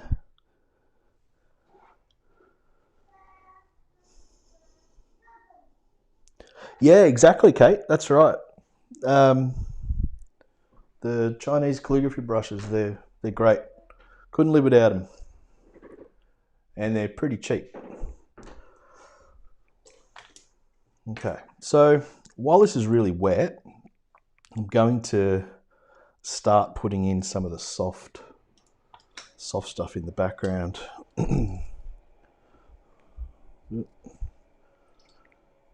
It's going to be bugger all.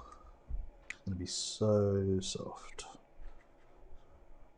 And I know that's like a straight hill or something. It's not real clear in the photo, but I'm just going to embellish it a little bit, make it something like that. And still with nice and cool colors.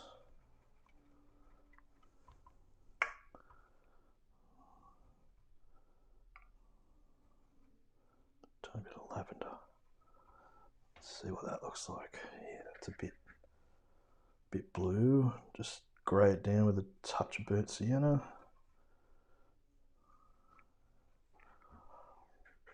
That's better. I'm not worrying about getting the exact shape that's going on in the picture, in the reference. All I'm worried about is getting that tone. So we've got two distinct tonal values here. We've got the, well, three really. You've got the background, this little stuff that I've painted, and the stuff that I'm painting right now. And what we'll do, I'm just going to keep bringing that down. While it's all wet, it's all just mucking around, doing its thing. We want this nice and clean. So because it's all wet, as I was saying before, have it in your mind, you don't want to go too light. If it looks right when you're doing it, when it's wet here, then it's too light. So you've got to go a bit stronger than you think you do. So don't be scared.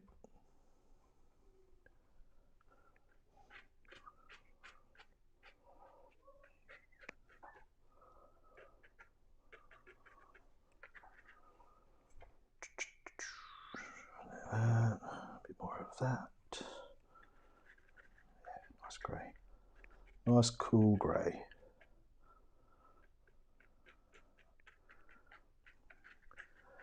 And we'll get a few different things going.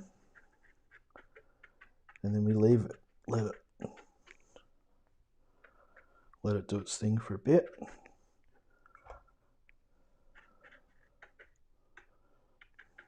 Once again, it can be tempting just to keep going and do too much. You've got to be careful.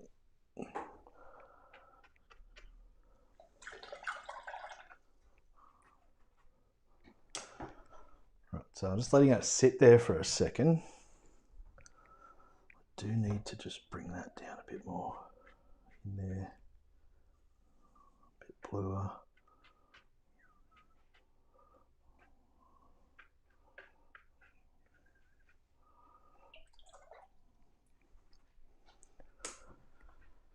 Okay, cool.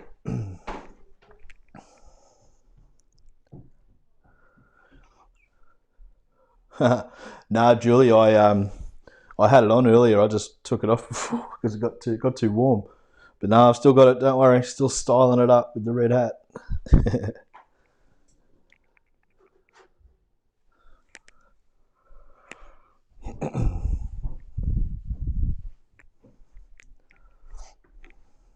Yeah, just letting this dry off naturally for a bit. We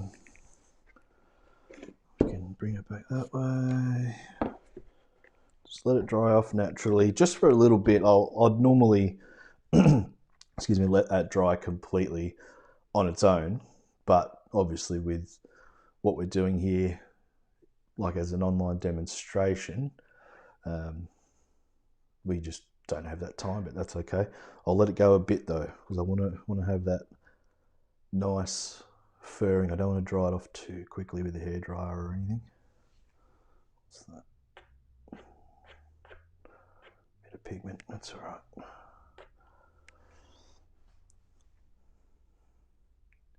So it'll be nice and soft, that's good. Now I'm just going to run the hairdryer over it a tiny bit, or at least a little bit up the top.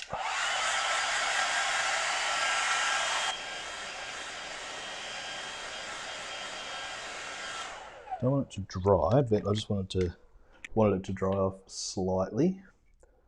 So I'm going to go back in there with a couple of little bits of thicker paint, not much, but just to get a couple of little bits of contrast in there. Okay. Sort of a greeny, dirty greeny sort of colour.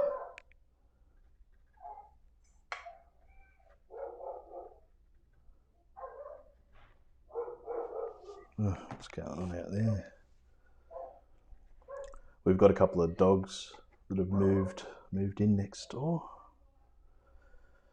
And our dog's going crazy. Now it looks a bit drastic there, like it is. That's okay. It's all wet. Well, once again, it's all wet, so it'll just dissipate a lot, but it'll serve its purpose in a second.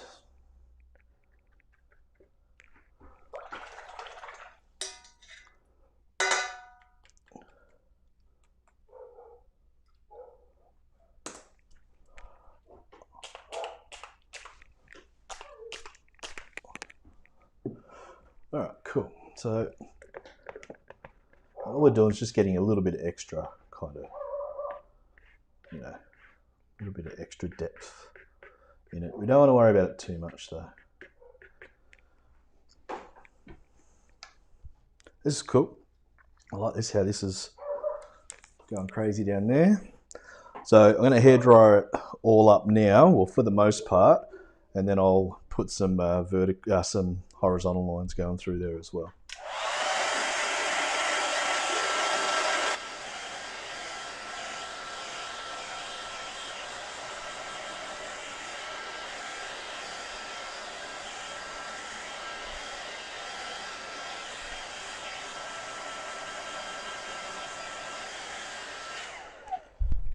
Just a little bit.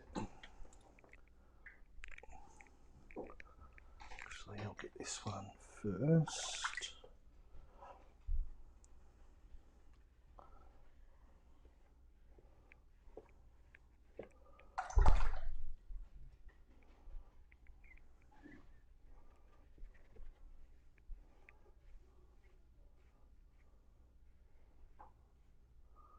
Just a few little lines here and there. And that'll start giving us nice reflections already. Nice little bits of mistiness going back. It's always good.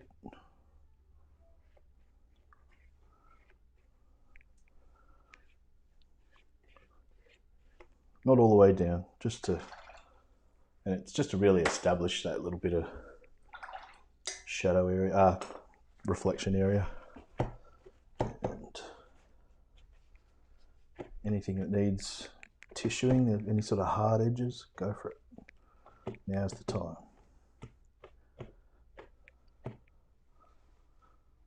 Cool. Now, dry completely this time.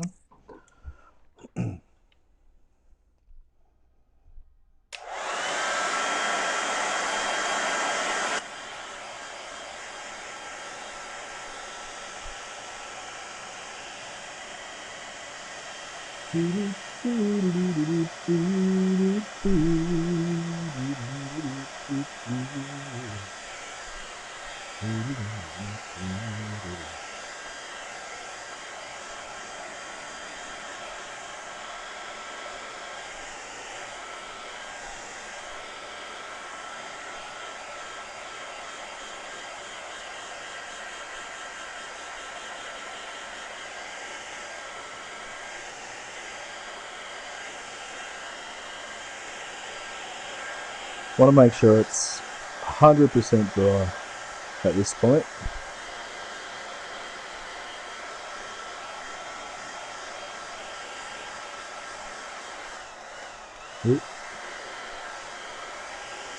Maybe I should hit Dyson up for one of their hair dryers that that are so ridiculously expensive to buy, but are a lot quieter, I think. Maybe they'd send me one for free if I use it on the channel. Yeah, I'd do it. I could dry my hair with it too. I wish.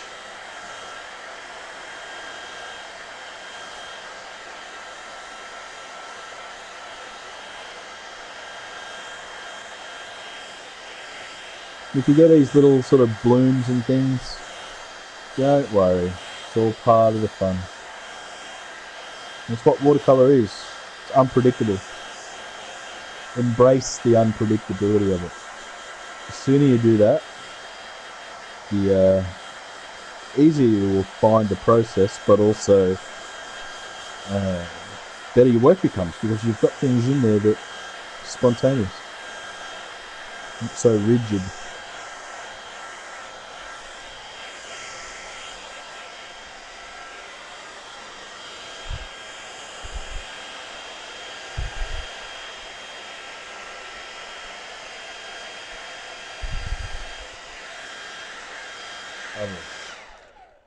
Lovely. Just let that cool off for a second. All right. So Our next plan, I'm going to bring in a little bit of opaque paint already. Just I'm not white.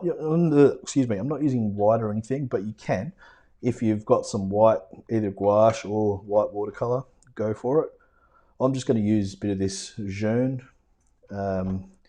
Just got that little bit of opacity there that we need, and to mix up a really, really light green,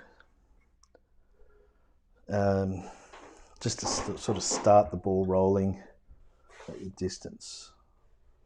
And it's going to be hardly worth, you won't sort of see it too much yet, but you kind of got to have it there to give us something to play off of. And on the darker bits, you'll see it.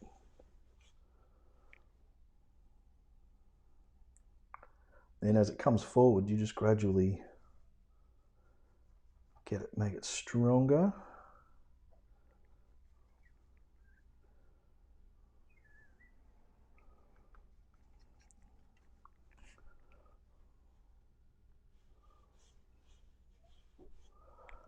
That's a bit too greeny green. Okay. That's better. Now we just start putting, go all the way across. Why not just little, they can be sort of distant, lily pads and things. It's cool.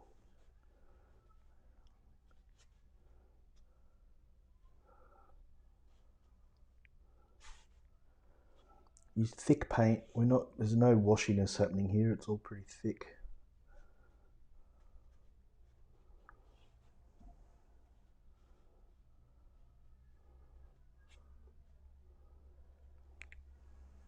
And like I was saying before, if you subscribe to my YouTube channel, I do this twice a week. So we do a session on Tuesday nights these days. It's Tuesday nights at 8 o'clock Sydney time, and the Thursdays we do the 2 paintings like this. And yeah, if you subscribe to the channel, you see them all whenever you like. So you don't have to be here at the time. I mean, it's more fun if you are, but you can watch them whenever you like. And if you've got friends or family or anyone that you think would be interested, absolutely, invite them along. So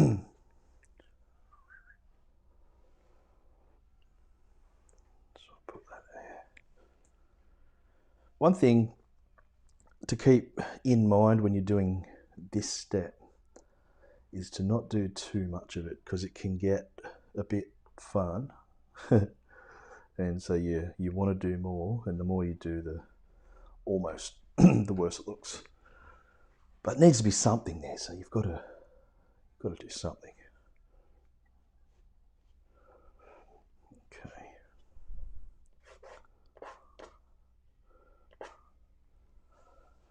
So it's all good.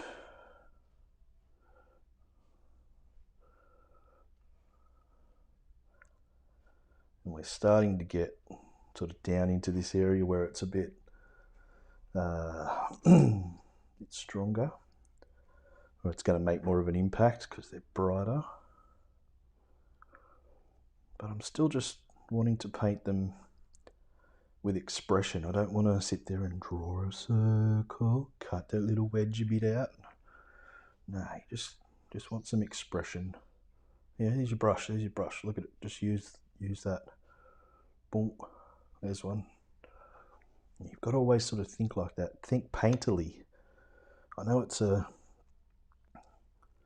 overused word, especially in my little vocabulary, but it makes perfect sense.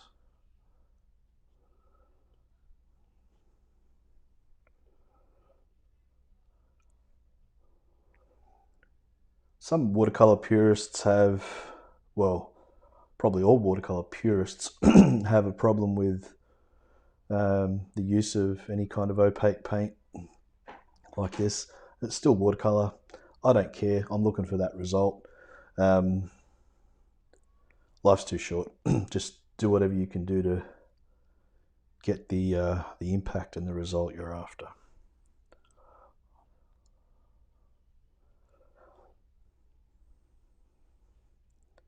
Don't worry about what other people say. Just paint.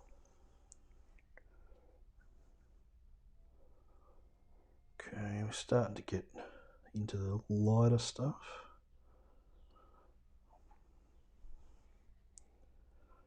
So all these sort of things here, the major ones, I'm going to put little shadows and things on, so you'll see them a lot more. But as I come down here, start to do a few bigger ones, I'm going lighter because they'll have more impact on the darker foreground. But connect a few of them up too. Don't get sucked into spacing them out evenly and all that.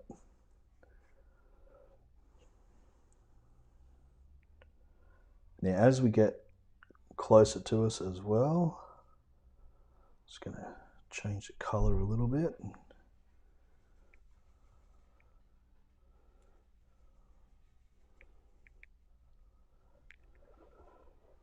And we start to get a bit rounder, a bit fatter.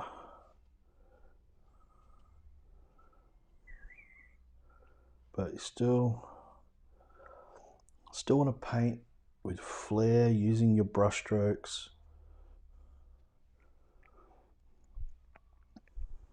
You don't want boring paintings.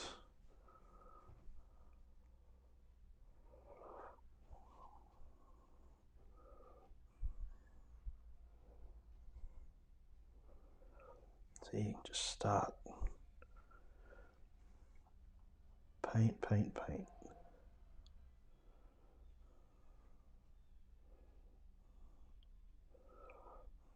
It's a big one, there we go.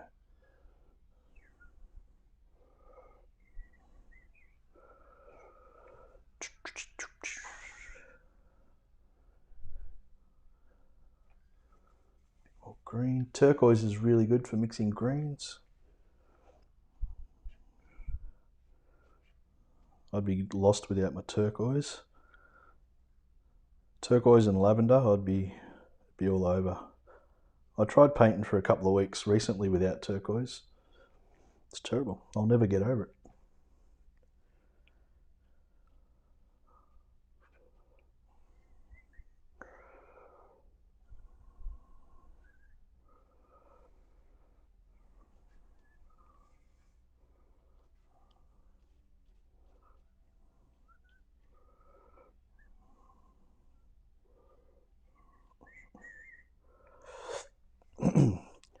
Leave some spaces here and there.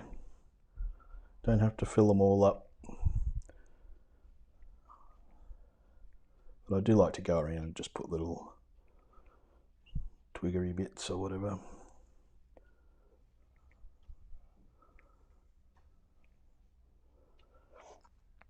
What's amazing right now to me is that my wife's gone to the hairdressers just now, and my kids are out there being quiet. Oh God, I shouldn't have spoke. I can hear her running around the house. Sydney had the option of choosing anything on Apple or iTunes movies that we were going to buy if she stayed here with me and looked after Henry while Mum was gone. And she chose the old school Snow White, like the cartoon from the 30s or 40s, which I can hear her watching now. It's crazy. It's like, you're crazy, girl. Yeah, I'm just embellishing a few little bits of different tones, a couple of different yellows and things here. Pick up some raw sienna. Oop. It's a bit dark, that's all right.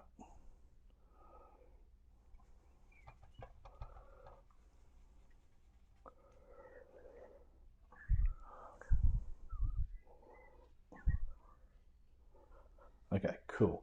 So I've probably done enough of that step. What I do have to do is, this might seem a bit crazy, I'm just going to splatter a bit of water just on these sections, just so if I get a few little runs, that's cool. Doesn't matter, I'm not going to force the issue, but if I do, that's cool. Not too much, let it go for a second. Hey Juhi, how are you? Hope you're doing well. I'll just let that run for a second. I'll check these things.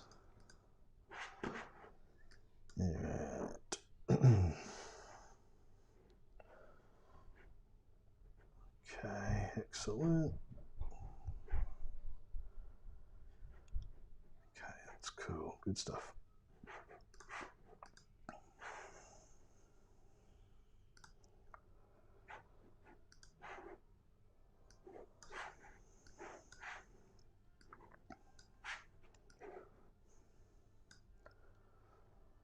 So if you guys haven't subscribed to my channel, if you head down underneath the video, there should be a subscribe button.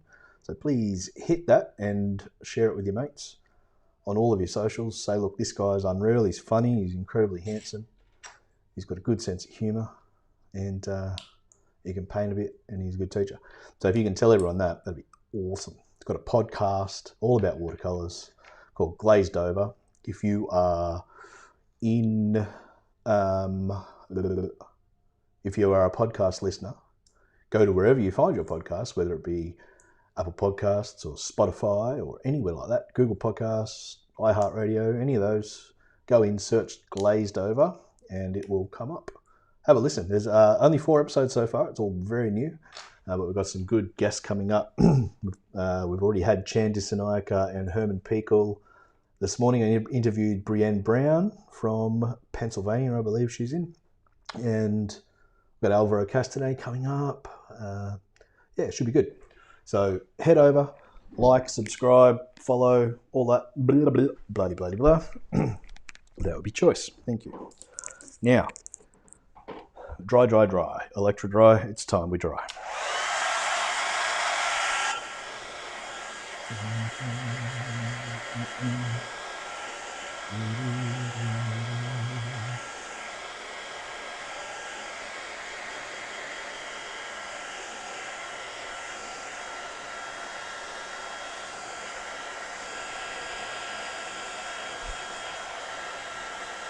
Yeah, cool. See, I have got a few little runs here and there, which is great. So it doesn't look so static and boring. They'll come to life a bit once I put the shadows underneath them, that's for sure. Once again, my usual philosophy of I don't want to copy this photo. I'm using it as a reference. It's just that. It's a reference. So you muck around with it and play with it however you like. I like this sort of approach, this soft approach I like with the actual reference, but the rest of it doesn't matter. I don't really particularly care for that high contrast stuff at the front. Should make it a bit stronger, just to give the whole feel, give the feeling of depth and distance. That's cool, but I'm not into just copying. No point.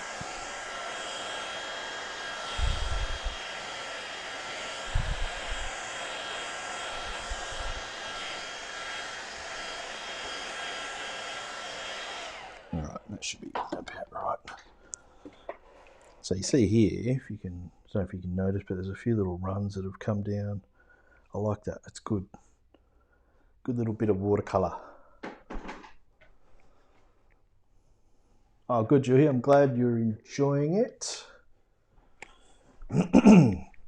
So, some shadows.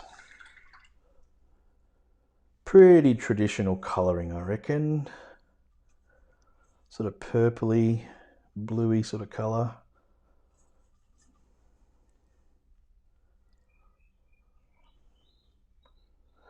I'm going to put a bit of shadow on this stuff here, just here and there, just so it's got a bit more, so it reads a little bit better. But not much. And not every bit, just here and there. It'll give you a bit more movement as well.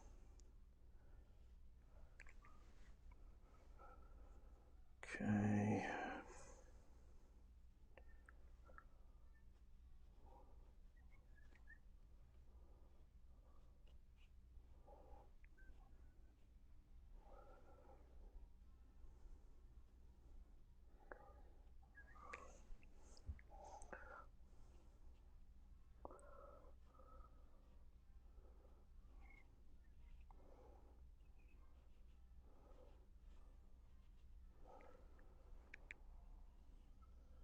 Your shadows, got a bit of reflection going on as well.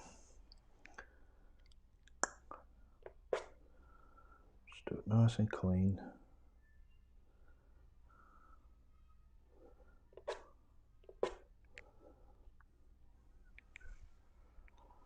That's all we're after.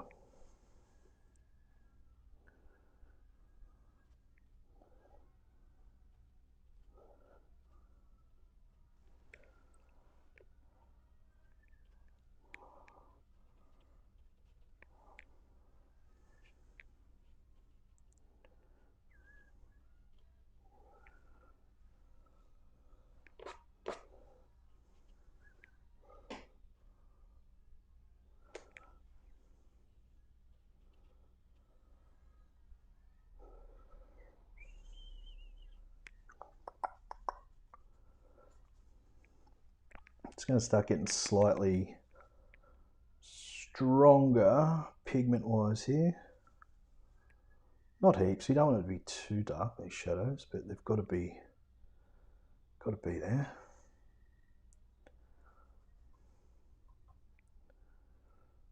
Just mixing cool color and putting a touch of burnt sienna in there. Pretty thick. We don't want it to be too weak. Especially as it comes closer to us, shadows will be a bit more pronounced. Oh, it's a creaky floor, Jesus. It's crazy, mate.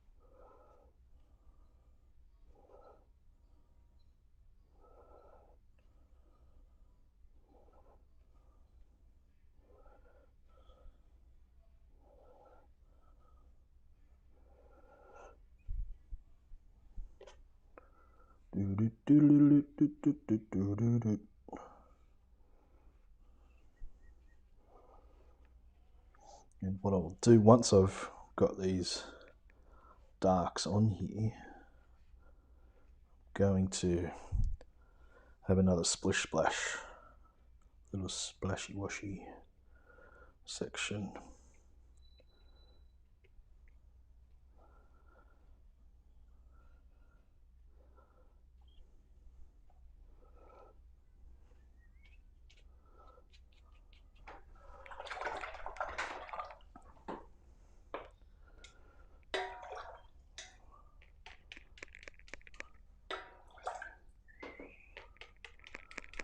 Don't mind if we get some good bits of bleeding.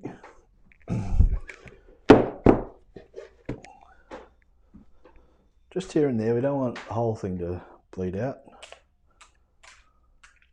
Just a couple of the bigger bits we can have run down.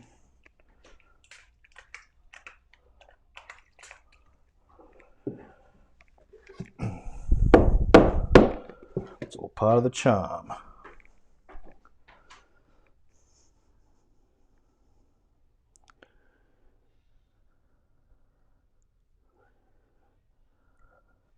Yeah, I've thought about hitting Charles up. I like his work.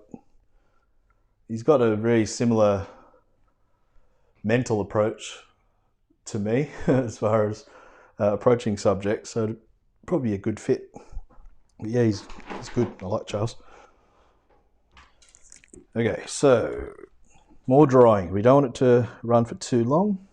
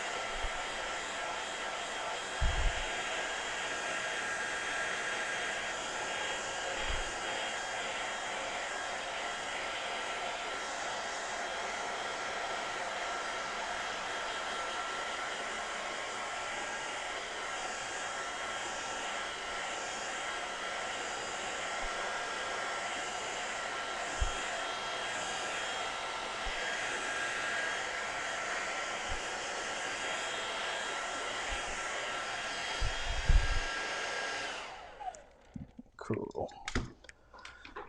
All right.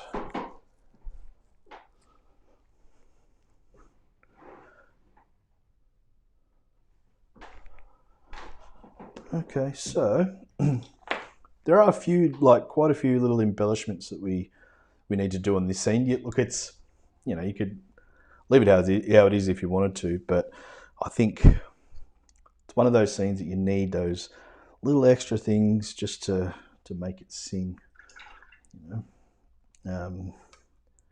Those those things I'm talking about are little twigs and things that are little weeds that are hanging out of the water. You can get some nice little reflections going, nice and soft. And we'll put a few flowers and things. Why not? Do a few of these, just random marks. Just move your brush around, change the angle of the dangle. As it comes closer to us, we start putting a few reflections. So I'll do something like that here. A bit bigger, just reflect it, just like that. That's all you need to do.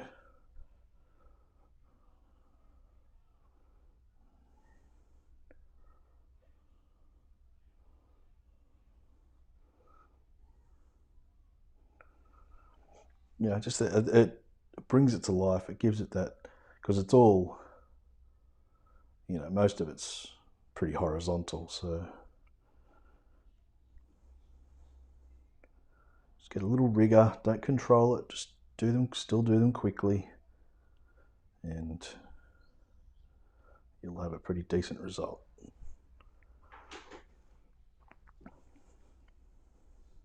You need quite a bit of it. Usually it's easy to do too much of this kind of thing, but this sort of scene, it's okay. Still be careful, but you can go with it and see what happens, It's always fun.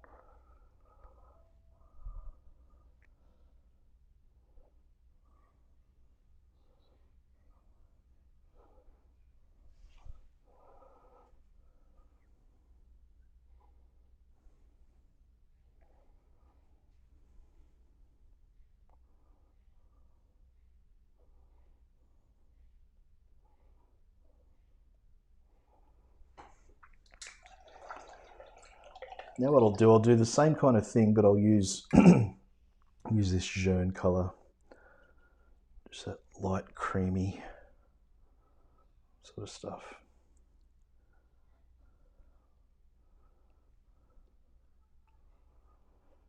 Not as much, obviously, but just here and there we can, a few little marks.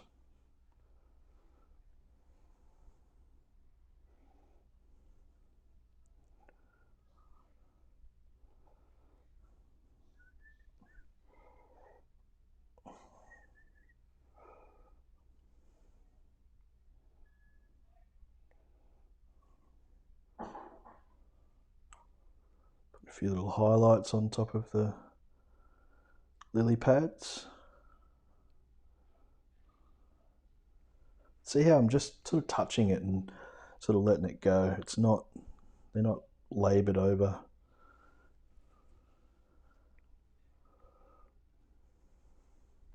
Still expressive. Nothing worse than painting that's just not expressive. It's just dull and lifeless. That's what we're all here for, is to express ourselves and paint and have fun. If all you're doing is being stilted and boring, then, you know, there's no point. Having said that, I need to do that one there. There we go. Almost there.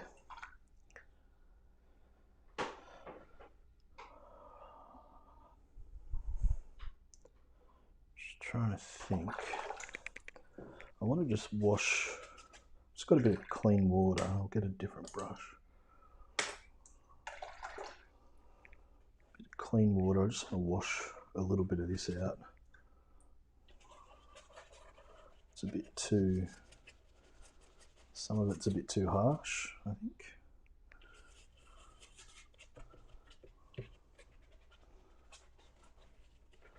All the way down, obviously. We just want a little bit. That's just clean water. And I'll head in there with a tissue and just dab a bit out. Yeah, that's better. That's better. Not so harsh there. Good, good, good. Nice. Okay, almost. There are a few things I want to do. Well, a couple. Oof.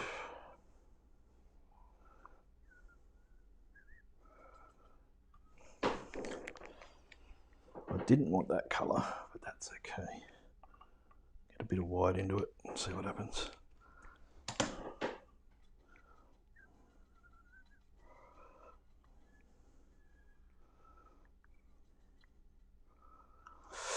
It's better.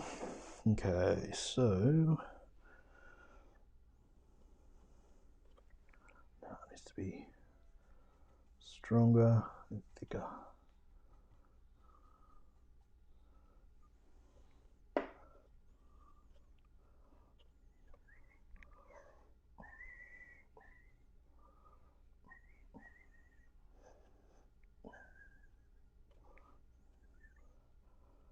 You can sit and paint the little flowers as precisely as you like, but I think it's better if you just cut the dots and dashes here and there, make all the difference without having to spell it all out.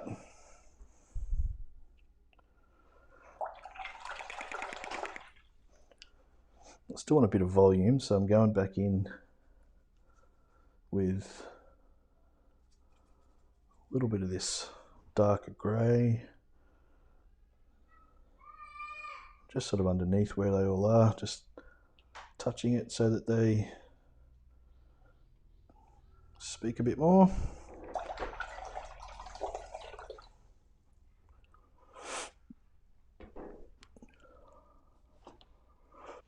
Oh, excuse me.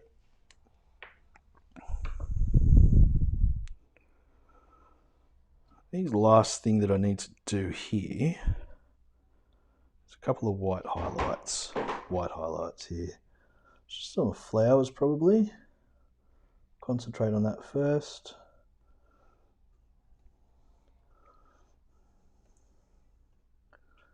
Yep, doesn't need much more than that.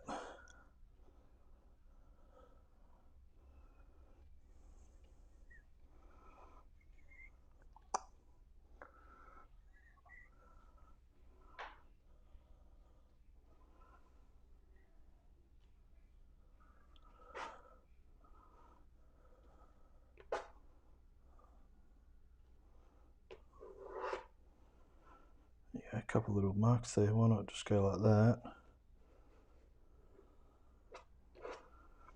Bit of softness or something. It's cool. Happy as Larry. I'll just dry it off and make sure those flowers, I really want those flowers to stick out. So I'll just check it out once it's dry.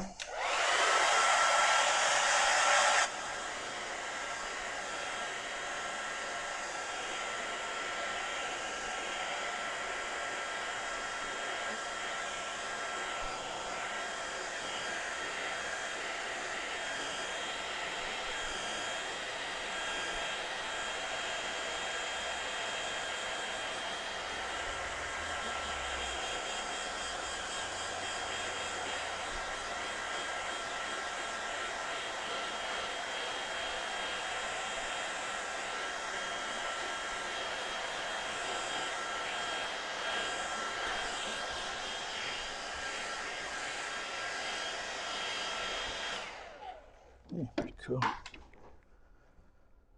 Alright, a bit of lavender.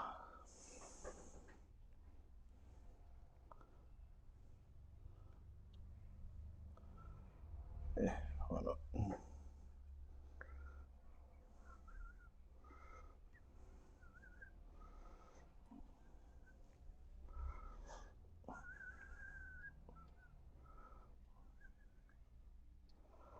Cool.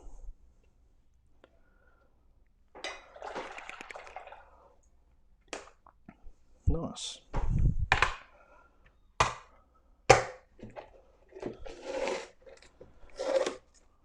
Nice and simple, nice and clean, which is usually the hardest part of a watercolor, is making sure it's nice and clean.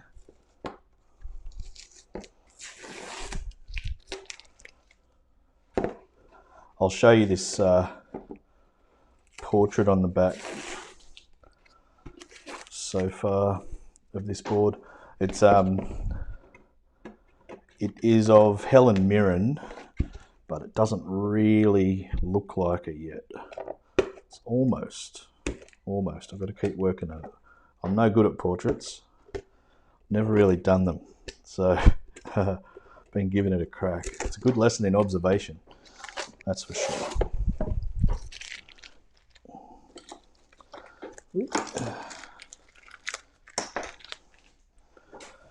Right, so first thing to do, I'll show you this portrait. So it's all very stark. It doesn't look like her at all yet. Got the right shape, and the hair brought it back a little bit for me, but yeah, bit dodge. This white under the eye makes it look very funny. It's all very bright. Bit of fun. Here's the picture.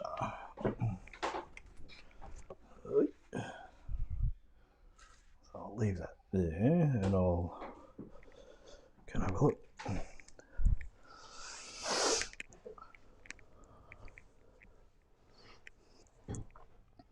See, I will take a picture of this as well once we sort of get off here. I'll take a photo in natural light so you can actually see. It's actually a bit brighter in the photo, on screen. It's not as stark in real life.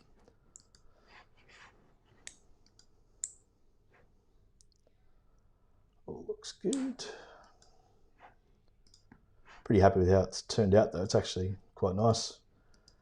Once again, because it's not laboured over, there's no fiddle farting around anywhere. Ooh. Ooh. No, I won't do that. I'll just do that. But yeah, it's a fun little piece, and I think if I had my time again, just looking at it, just being critical without having a bit of an eye away from it for a while, and that's always a good thing too, is just to step away from your work for a little bit to check it out with some fresh eyes. But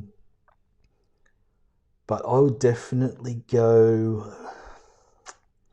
I would go very much stronger in the foreground. I'd perhaps do. See, what happened is it was okay at the start, but because there was so much water coming down from up top, is what ended up washing a lot of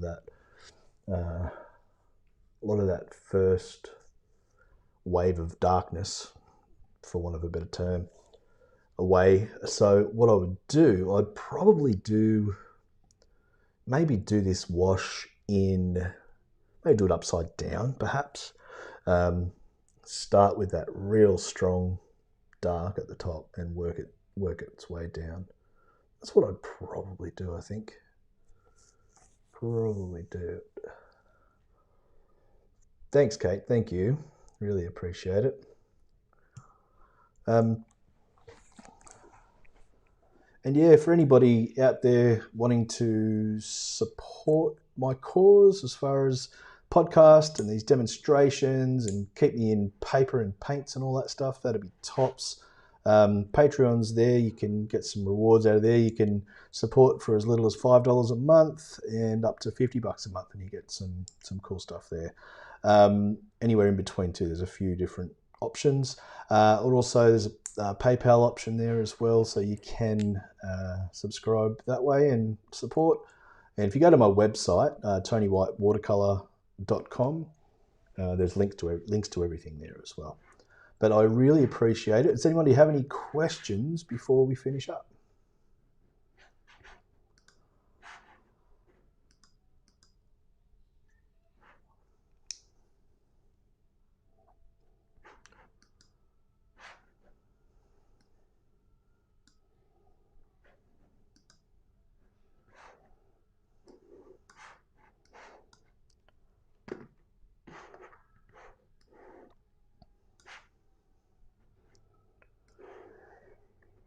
And I do have online courses as well. If you go to my website, there's a link through to my online course. It's a watercolor fundamentals course. It's got 2 complete demonstrations in it, plus a whole bunch of other stuff about materials and different approaches and things like that to get you started. It's a self-paced course. You complete it at your leisure. That's there as well. And on that page, there's a free little video that's a lesson on figures in perspective. So just a bit about horizon lines and figures and things. So it's can be handy. But no, I appreciate everyone well and truly here. Thank you so much for joining me today. Sorry it was a bit of a funny one at the start. I stuffed up the link. I put it on PM instead of AM, so I was a bit silly. I might have to go and tell everyone in the group that I won't be doing a demo at 10 o'clock tonight. So I stuffed that one up a little bit. But that's okay. That's life. It's all good. Thank you very much for joining me. Have a good day, good rest of your day, and I really appreciate it. Please make sure you subscribe to this channel and share it among your mates, your enemies, your greengrocers. I don't care. Take out a billboard if you want. But thank you. Thanks, Kate. No problem. It's a pleasure. And I hope everyone here has a great day, whether it be evening, morning, afternoon, good night. Have fun. Adios. See you soon.